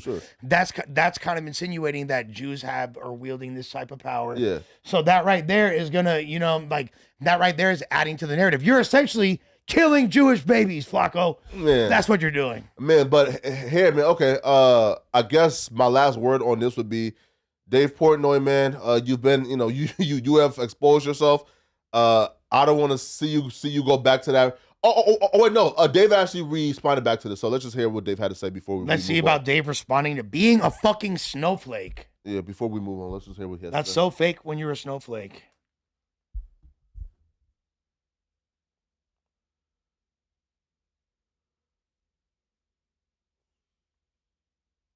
You don't realize how Ashkenazi Dave is until you see like this pinwheel angle. Yeah, but Dave don't even like carry himself like, bro. Like Dave like carried himself like the trailer park, like you feel me, like white guys. You do got kind of conference, like but this rant, I'm going viral per use, trending on Twitter. That's what this guy does. I open my mouth and it just goes everywhere. I know it. Clip. That's the deal. The latest one, me and Kirk from Unnamed, me yelling at Kirk, and you got everyone. Oh, how could Dave ever talk to his employees like that? And Fat Boy Jason Whitlock. Oh, he's evil. And Des Bryant. Well, is he run like an offshore gambling company or something? He's like, don't ever. How can you talk to your employees like that? These guys just shut up and mind your business. Welcome to Barstool, all right? This is how we talk to each other back and forth, especially Kirk and I. So just shut up. Shut up. Those people don't know what the fuck they're talking about. This is about the bigger thing. And again, clips, what we talk about, taken out of context. Now I'm seeing, oh, Dave wants to throw people in jail for Jew jokes, and Dave wants to, regulate Jew jokes. He's been this free speech guy, and remember, he sang that Ja Rule lyric like 10 years ago and shit. Like it's crazy. So let me set this. Let me just set the record straight because people just watch the little clips. I was referring to, if you're making a Jew joke currently, right now, like after a bunch of Jews get Molotov cocktails thrown at them in Colorado, or after 2 Jews are gunned down outside a Jewish museum, and your response is somehow it's like the Jew's fault or a veiled Jew joke, you're an anti-Semitic piece of shit. That's what this was about. This was about after Mo Khan held the "fuck the Jews" sign in my bar, and I kicked him out and tried to make an example of him. A troll basically was saying, like, I have no right to talk about that or be mad about that. It's just a joke. I make jokes when a joke's illegal. Yeah, man, that's it. Well, hey man, do you think any differently of Dave after his response? I mean, it's he clearly had a moment. This response didn't help anything. I don't even know what he's been exposed now, man. He was rambling. I fuck with Dave, but this was a very bad look because now we know that you got a vagina too. Yeah. Everybody got a vagina. Yeah. We haven't. I didn't know that he had a pussy with a fully working clit, but he's man. Hey, listen, man, no more of that free speech merchant shit, man. Feel me? But bro, this era has been exposing a lot of these white dudes, man. Feel me, right? Who were all these? Oh, you know who the worst one is? Who? Say it. You know who it is? Who? Who's the worst?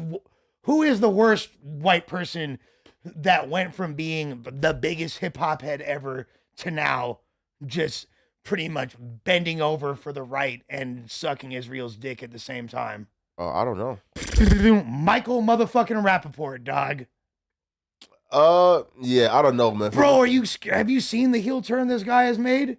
He's always been like a sensitive bitch though, right? Like he and like he tried to get like KD like fired and shit, right? Like he used to be a down ass white boy. He was kicking it with native tongues. He made the Tribe Called Quest documentary. Yeah, he talked shit about KD, and KD said, "Okay, let's meet up then." And then he posted messages saying, "Yo, KD threatened me." Like that nigga has always been a rat. Like nobody have ever looked at Michael Rappaport as a Lush one, as like he's he was the cause. The nigga has always been. No, I think people did think he was for the culture. Right. I do think people thought that, but like you said, these white guys at a certain point, and I see that's the kind of shit that bothers me, bro. It bothers me, and I'm not like identifying with the white boys or whatever, but I'm just saying, it makes everybody look bad when these motherfuckers. I've seen it since I've been my whole life down with hip hop.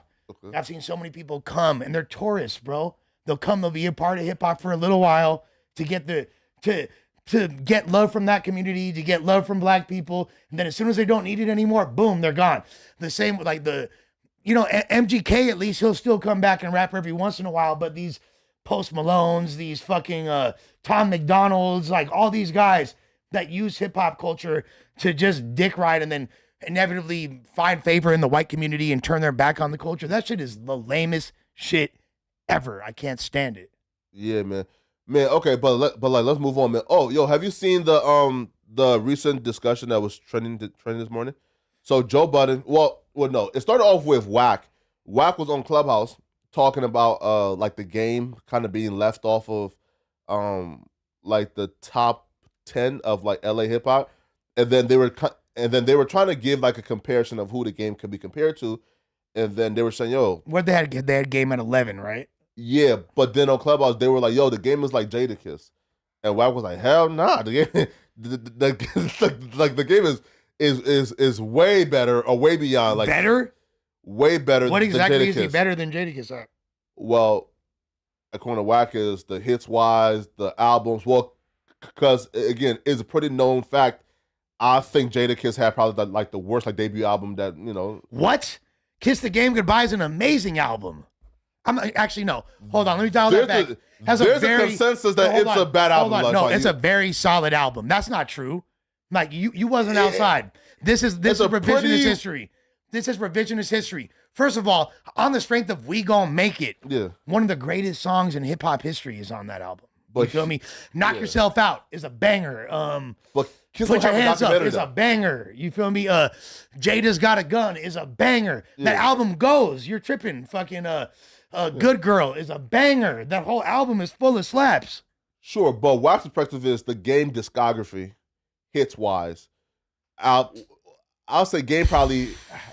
I hate to do this. Okay, wait though. So Joe Budden and them, who I guess are East Coast dudes, they had a conversation about Joe Budden and Kiss. Now we can't play the video on screen, so just play the audio, Josh.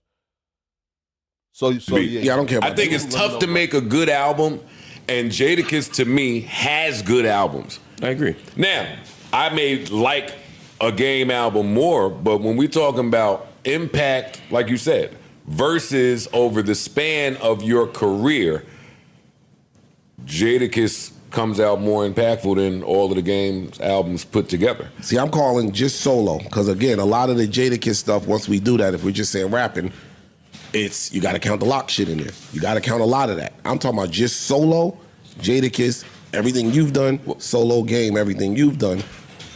I could see the argument where Game... Let me tell you why that's an unfair metric. Okay, go ahead. Because Game's biggest hits feature other people. Yeah, true. Okay, keep going. Well, pause real quick. Well, they did say... Because if we're...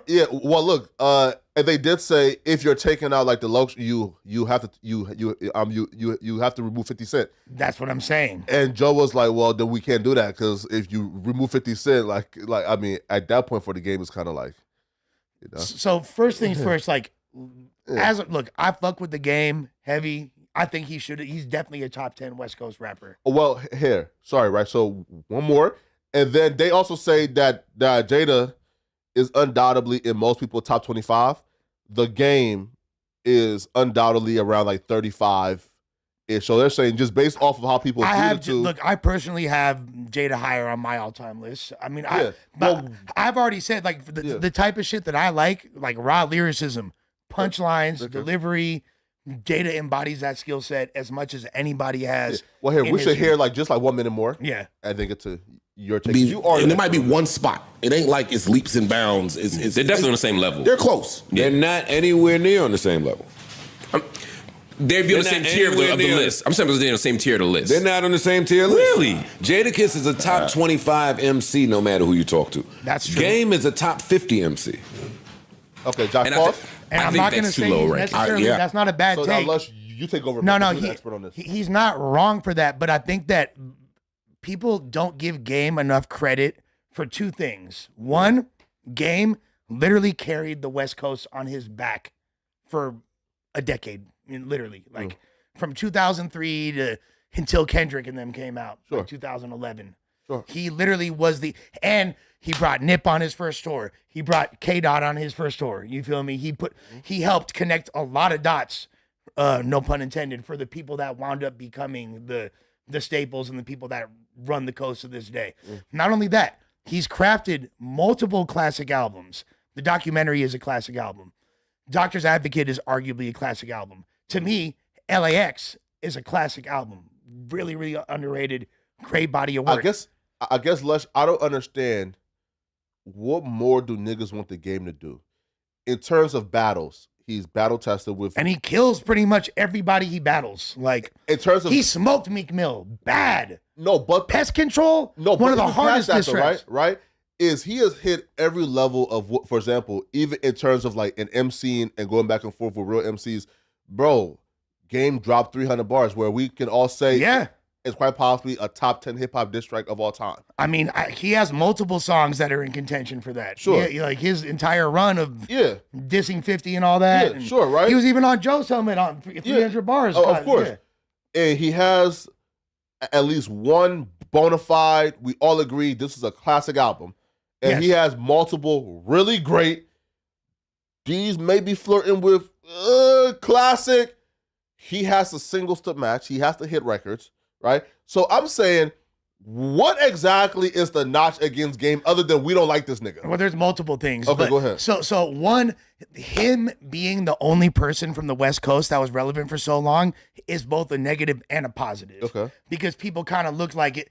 People were kind of giving him credit that a lot of people didn't think he deserved, because it's like, oh, this is the obligatory West Coast guy. He gets put on the song. He gets the look, but he's not really in the conversation. It's kind of like a novelty. He's from the West. Now, I disagree with that, but that's kind of the zone that people tried to relegate him to. Okay. On top of that, Game is known to have excessive name dropping in his verses. He has recycled freestyles.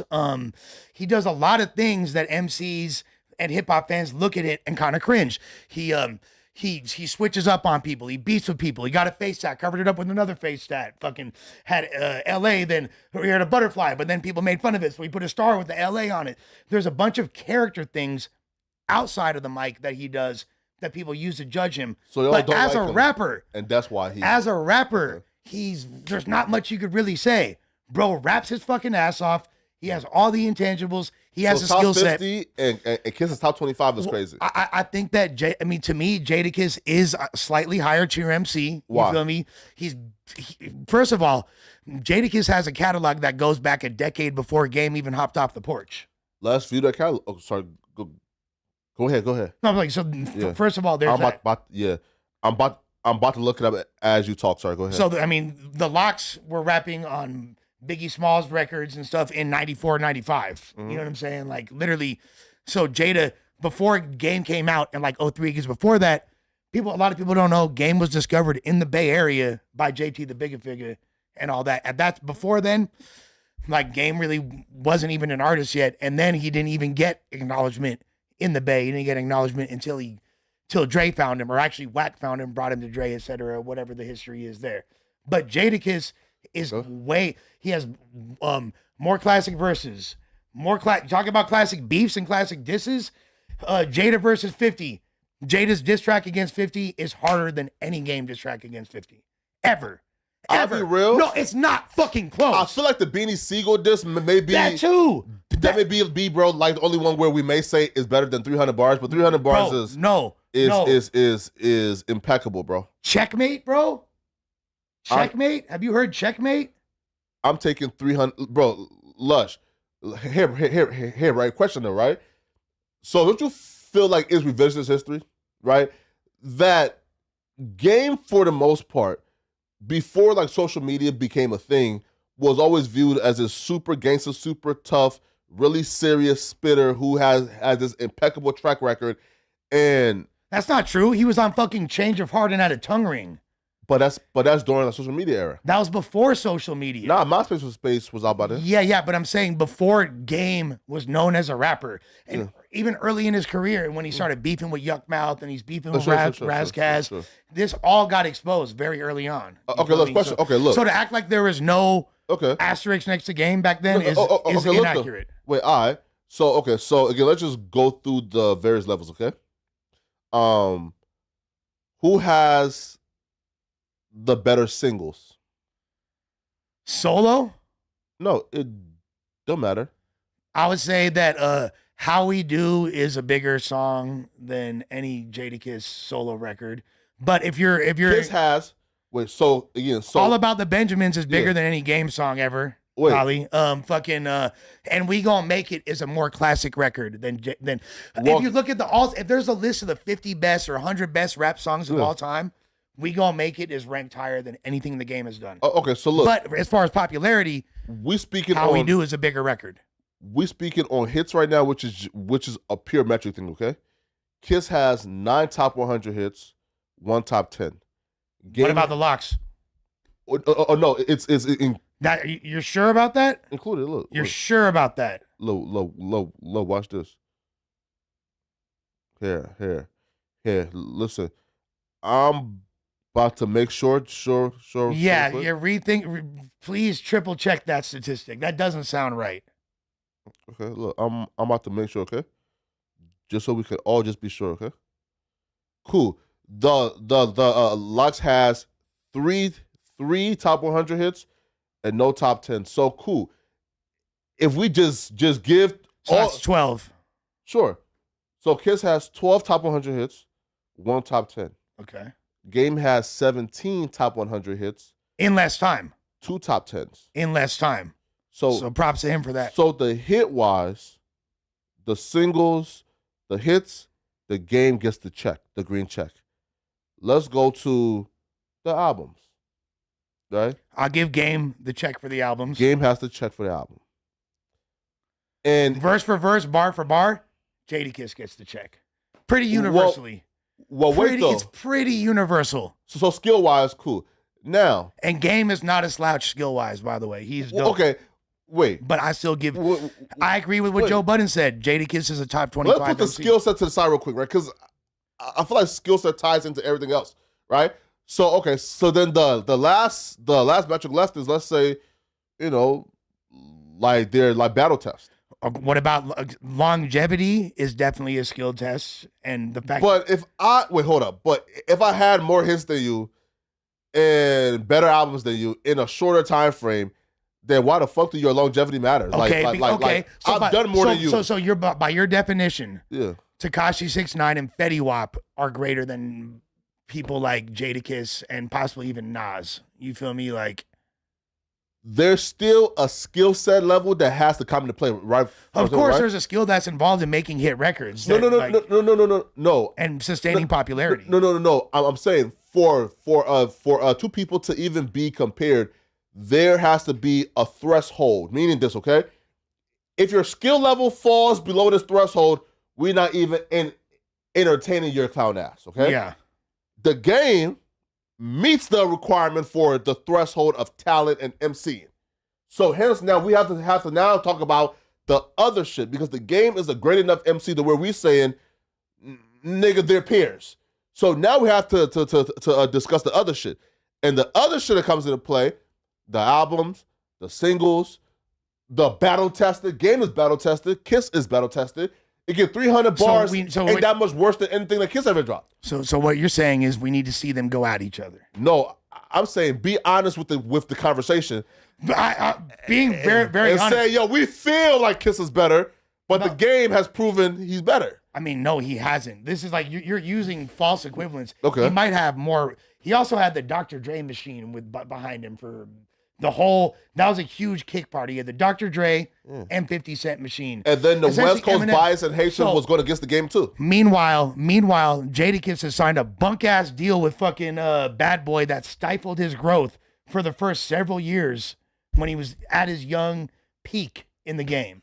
He had his entire trajectory stifled. No, like what's stifling in his growth? When Kiss has openly says, I don't care about making hit records. Because that's not his lane. But guess what? I want to rap. He still manages to be relevant. He still manages. Back in 2021, that Dipset versus Lox thing was one of the most exciting things that happened in hip hop that year on Versus. Sure. And people were shocked because so many people, myself included, were like, oh, this is a fucking Dipset finna wash these old ass lames. But nah. That's not what happened. Jada is still... It's Kiss energy, though. But Jada still got it, bro. He still got it bar for bar. What the things that you seem to have a hard time grasping, and I know you're intelligent enough to do it. You understand hip-hop enough, but you don't, emphasize lyricism. You don't emphasize skills. Because when Joe says that Jada's ranked higher, it's based on his skill set. It's based on an understanding of what he's doing artistically. If the top 50 list is based on the best-selling rappers of all time, you got, rest in peace, Coolio, you got Flo Rida, you got Pitbull. These are not fucking top 50 MCs, bro. These are not even top 1,000 MCs in certain instances. But guess what? They've sold more records. Vanilla Ice, one of the greatest selling rappers of all time. So Vanilla Ice is greater than the game because he is a bigger hit than any of these guys. No, who just said, Lush, we just agreed that there has to be a minimum threshold. that you have to surpass that minimum threshold, right, to becoming a peer. Meaning, if niggas not even viewing you as a peer because you're, let's say, Vanilla Ice, or you're MC Hammer, or you're Tekashi 6ix9ine, you're not even viewed as in that conversation as peers lyrically. So we're not even okay. So let's talk about peers lyrically. So the game of peer, bro, right? Yes, he's a peer, Cool. absolutely. And here's what did Eminem say about his peers? What? Yeah. Okay. What did Eminem say on the Eminem Show album when he gave his top 10 list? He said Redman, Biggie, Tupac, and he said Reggie, Jay-Z, Tupac, and Biggie, Andre from Outkast, Jada, Corrupt, Nas, and then me. You feel me? Eminem, arguably one of the greatest lyricists of all time. Back then, he even had Jadakiss in his top 10. So and this is in 2002, 2003. So the 50 Cent, well, I guess like that. Wait, but the game wasn't even like out. Yeah, he wasn't out yet. Yeah. That's not the point. The point is that his peers, the other great lyricists, all have Jadakiss. And we know. If you ask him now, and he'll probably say that Dot is in that group, Game probably in that group, Drake in that group. Would you think he'd say Game is in that group? Well, what? No, because he hates the game.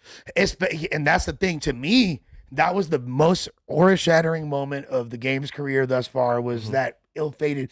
We know how good he is at making diss tracks. Why didn't you really get on Eminem's ass? What was that weird ass song? Hey man, Jadakiss ain't never did no shit like that. I fuck with them both heavy, but I agree with Joe. Though. So Jadakiss W. Okay, so just to wrap up, so you believe that they're right that Game is top 50 and Jada is top 25? I think that's a pretty fair assessment. Game is top 50.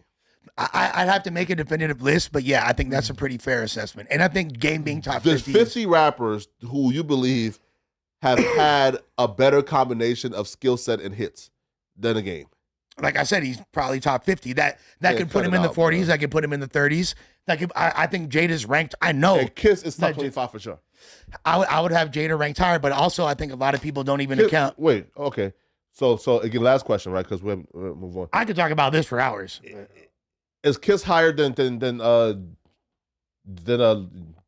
Cole, J. Cole? Yeah, y'all have completely like.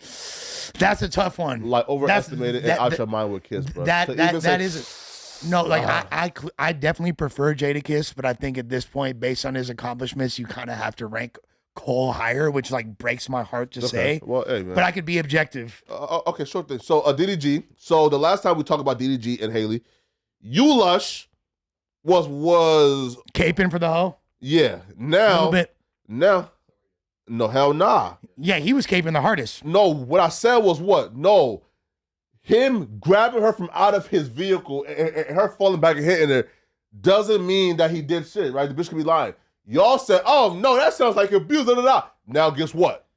He provided receipts now. The bitch is a monster. But I did say off rip, the fact that what's she doing in the driver's seat of his car, I always thought that was a bit strange. She is a monster. So, I have a link to like an asset that they can probably put up, but and he dropped in his response to her domestic violence claim, and he showed, she was threatening me with a knife before I seen her and she cut me open, and there's messages of her admitting to like stealing his gun to go commit suicide with her baby, right, and with her, because he apparently moved on and wasn't giving her the attention that she needs.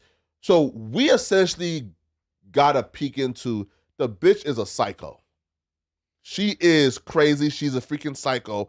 And DDG had to put up with a lot. So now that you've seen all of this, Lush, are you ready to apologize to our boy DDG? Are you willing to die for this pussy? My bad, DDG.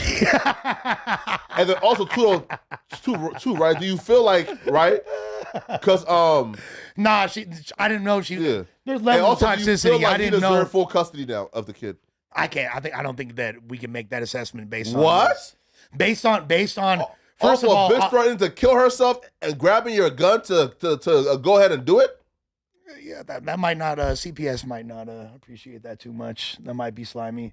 But you still can't say, hey, bro, give that man full custody. I think there needs to be more discretion used, and there needs to be a lot deeper of an investigation for someone like me to just comment on a podcast. And she put the outcome of the custody of these fucking children. She put a tracker in his car and a tracker in the baby's diaper bag. She then found him at the movie theaters due to the tracker and tried to fight the woman that he was with after they broke up. Lush, if you would have heard that DDG was tracking this bitch all around town trying to fight the men that she was now dating, if you found out that DDG sliced her open with a knife, if you found out that like he was threatening to kill himself, right, because the bitch left him, if you found out that while he was with his son, he stole somebody's gun to go ahead and self-harm, you would say that nigga has no business ever being with that child or having full custody. Now that it's a woman, you're now saying, oh, I don't know, man. I can't make big, I don't know, bro. Maybe, come on, Lush. Call it down the grain, bro. This man is being tormented.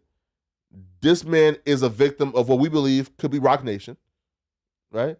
Now, wait, so you're going to tie this into a Rock Nation conspiracy? To Flacco's, like, no, but I'm just, yeah, no, I understand that, but how she's being managed by Rock Nation. So somehow this is a Rock Nation conspiracy to get. This is all Meg Thee Stallion's fault. Wait, Lush. Okay, Lush.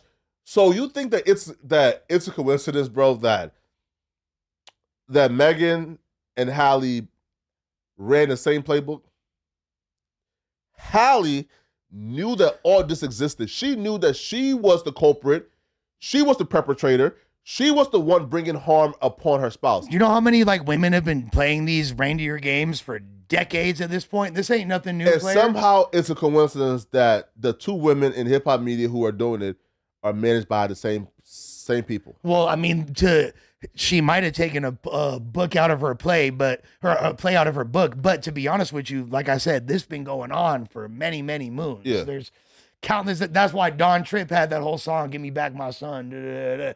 Like this type of shit been going on for a long ass time.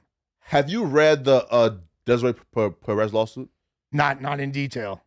Huh? Not in detail. Okay. Well, the tracker thing, it feels like Halle took that playbook from Desiree Perez. So again, these are just shit that toxic bitches with money are doing right now, right? Like, well, look, right. So look, Perez has been accused by her daughter, because Perez do not agree with her daughter dating the husband, right? Claiming the husband is abusive. So Perez, she bugged, allegedly, right? Because these hoes love to sue.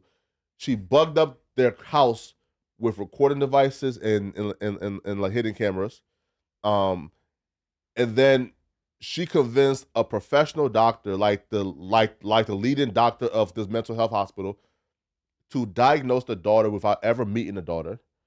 And she used that again, the doctor came under the network of cohorts by Desiree Perez, allegedly, and the doctor was able to diagnose her daughter without ever meeting her. And then they was able to enact the Baker Act, which is they can institutionalize you for a couple days, right? Because they deem you mentally unfit and a harm to yourself. Desiree Perez was able to do that allegedly 4 times to her daughter. And according to the daughter is, I don't do drugs. I don't know what she's talking about. And again, they actually drug tested her hair when she went there, and they found her completely clean. But all you got to do to beat a hair drug test, by the way, is bleach that motherfucker. Sure. But again, though, she had no idea though that she was gonna leave her house that day and get picked up. Right. So she did this all because the daughter wouldn't leave the husband. It got worse. The daughter's job. Pretty controlling mother, huh? Sure. The daughter's job was having financial issues. Desiree Perez build them out of their financial issues, and then according to the daughter, to give her what she wants now, because she gave them money, is give me more control over my daughter. And here's how they did it. They staged a work, again, this is her job, by the way, right? The job staged a work meeting, brought on a Nike rep that really wasn't a Nike rep. It was a therapist, right? And the therapist now was supposed to have an interaction with the daughter in this meeting. The daughter thinks this is a Nike rep I'm talking to. It was a therapist with a fake Nike profile. And she was supposed to now talk to the daughter and try to fake diagnose her to then make her act her again. Her job was working in concert with the mom allegedly to make her act her again. The husband got arrested 4 times because Desiree Perez put charges on him, right? Now, like abuse charges or what? Yeah, right. Now, the daughter claimed that there's an email that the police like turned over where Desiree Perez emailed the police and said, "Yo, leave my husband alone." No. She is the mom. Oh no, sorry. Yeah. So right. So and she says, "I know the charges might be dropped, but just extended a little further to put pressure on them." Did she think that the cops are gonna like listen to that? Like that's gonna be They for sure listen because they extended it. The police, while arresting the husband again for like the 4th time, said, "Bro, we don't know why, but we just got a call from the higher ups." After everything, the police wrote like a 14-page like a memorandum saying, "Yo, what's been happening here is illegal. We're sorry," and they chastised Desiree Perez after everything came out. So I'm saying, a woman like that who's managing Halle Bailey allegedly,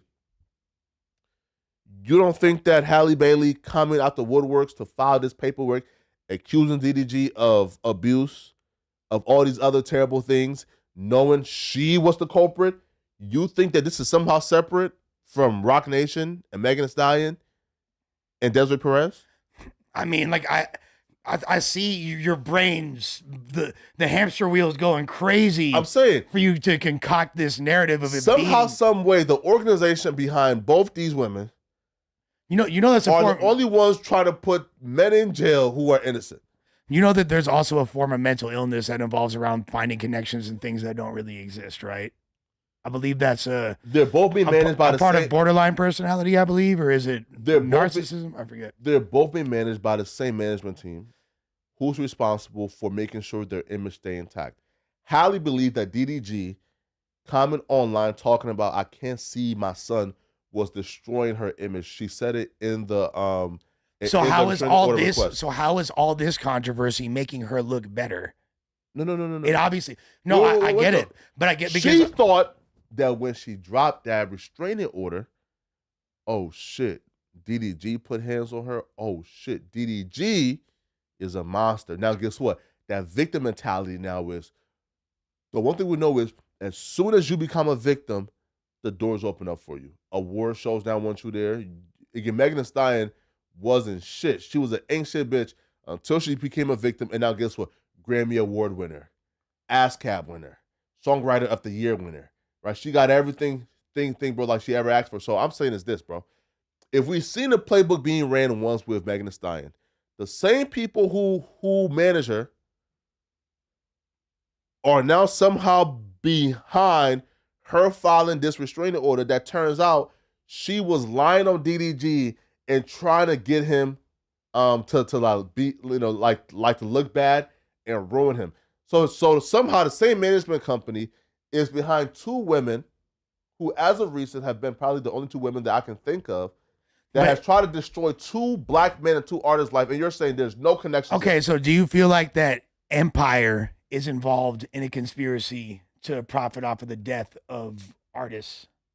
You want me to repeat that? Do I think Empire? See, because who was signed to Empire wasn't a. Yeah, no, I know the Empire curse. It's like 10 artists. Yeah. So isn't it Juice WRLD X, Draco? Like there's Mo3, fucking who else? Yeah, but artists dying under the label is a little different than that's. I mean, there's way more a complex plot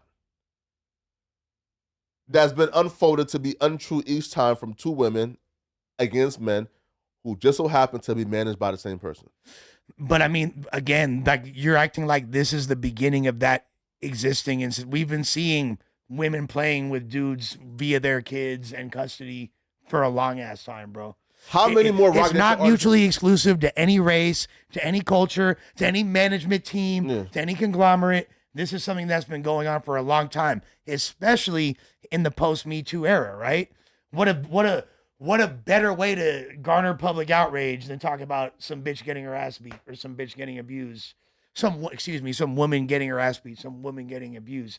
Obviously, that's the number one way to get people turned up right now, right? The only other bigger thing is is kids, and obviously protect the kids, protect the women. We should have outrage for that. But when people start making false accusations and trying to put jackets on people, that's when it becomes problematic.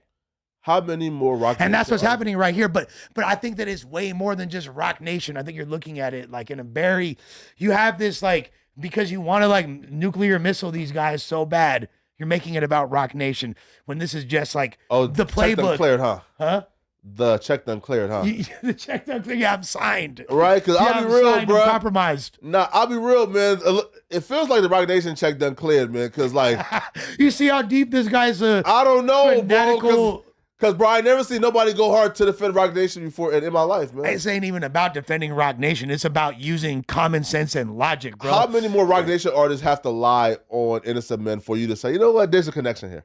I mean, look. 10, 20, 30, what? Like, how many more? Hey, as many artists died while signed to Empire.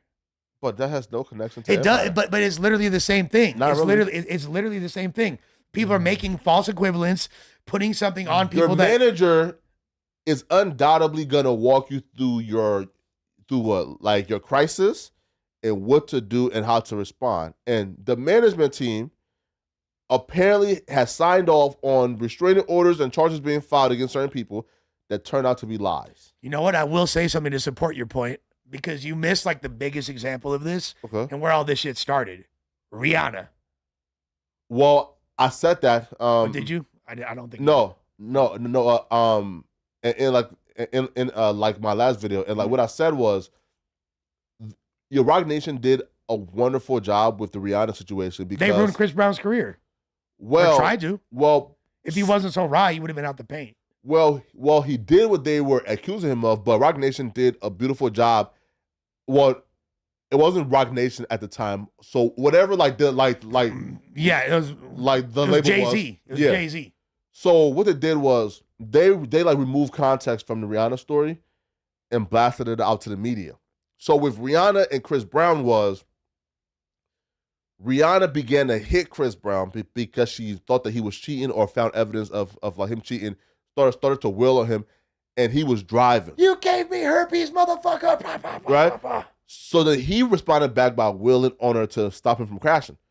He's still wrong. Don't put hands on women. But still, Rock Nation removed that context. And what they say, and what did every media say afterwards? Of course. But so that's what I'm saying. Chris Brown whooped on Rihanna after she called him cheating. Right.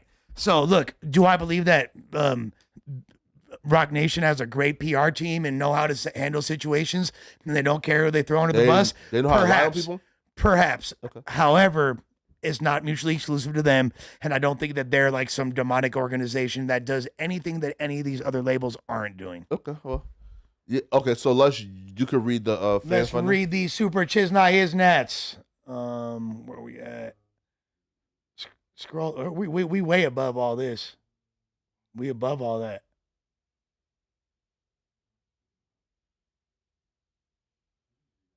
We're above. We go up. I'm saying. Yeah. We ain't barely read any of these. Yeah, here we go. Okay. Lush equals YouTube God, Rich Grinder, a chump. It's only $2. My bad. $5. Yeah. Big Rick, Slick Rick, Pretty Rick, Rick Fox, in the clique we trust. $5. Thank you for TDMG. What was his name? Yeah. TDMG Mick. Thank you. Tyler Luda, no jumper for life. What we have, if not for Adam, whatever. I'm drunk. Agreed. AZ, I can't wait until Adam hires King Peel to no jumper, so we knocks. We read that. Two bum-ass The niggas Black shit Community, already. blah blah blah. We read that. We didn't read the Mill Ticket one. Yeah, Mill Mill. Ticket Productions got some interviews y'all should check out. Flacco, King Peel, Fire. That was from Milton Dixon. Gorilla Hebrew, Flacco and Lush carrying today. They don't need nobody else. Free brick though. Shouts to Gorilla Hebrew. I agree. Great man. dude, and I'm not gonna lie. I love this podcast. This is amazing. I told you already, bro. Like we don't need nobody, man. Feel me? C Hustles. Lush, stop trying to be Adam. You know better than thinking you control grown man. You playing dumb to please Adam. I'll take that into consideration. Thanks, bro. Moneybags. With the 2-month membership, he said Flacco the type of dude to hit the yard and think he's bigger than the program. The show doesn't revolve around you. Take that in, Flacco. XX with $5. Y'all left the 4 extra and X4 beef off the net. Content over everything until there's death, and then y'all have bobbleheads of your boys on 22. Oh, come on, bro. AZ said, Flacco keeps calling people clout chasers, but all his content is rage bait clout chasing. He says No Jumper is encouraging a gang war, but his content does the same thing. He calls people haters, but he's an admitted hater.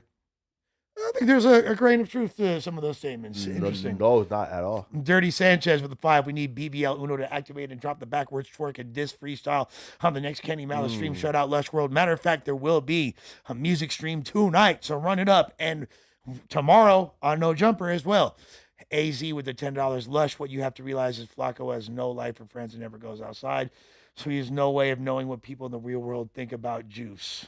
He meant Jews. People don't hate Jews, by the way. There's a $5 above the 10 we just missed. Oh, yeah, Seattle. Flacco cooking. They hate to say their barstool god is wrong and racist. AZ with the 10. The fact that the game literally rapped like a New Yorker during his entire prime makes this a silly debate. Jada is authentically New York, more respected, more authentic, and inspirational. AZ is not wrong for that statement. I've always had the New York criticism about the game. AZ said Jada is ranked higher and more impactful than the game without constantly name dropping, crash out antics, and constant clout chasing like the game does.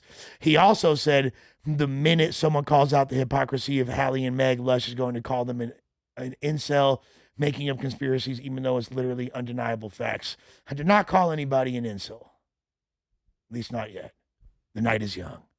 With that being said, free brick, not the trick. Let us know if you're feeling this pod. We are going to be doing the same thing next week. Should it be me and Flacco again, or should we add some other components in the mix? I personally enjoyed this. Look, bro, I feel like a third today would have like derailed a lot of hey, bro, for example, right, bro, like we were able to sort of like do like super like deep dives and got into it. I feel like a third person, like now again next week we could probably have a third, but like this week I feel like a third person would have definitely like derailed a lot of like the conversations we had today. It probably would have stopped us from like. I actually don't disagree with you. I think you're right. You feel me? What's up, Remo? What's up, player? Hey. What's good? What's up? Hey, come on, hey, BTA or FDA? Like get your Rico like love. Hey, number one fan right here, man. What's up, man? Hey, listen, bro, I tell you, bro, we're still live. Nigga, no, come on, bro. BTA and FDA, bro, it's the only shit, bro, that I've been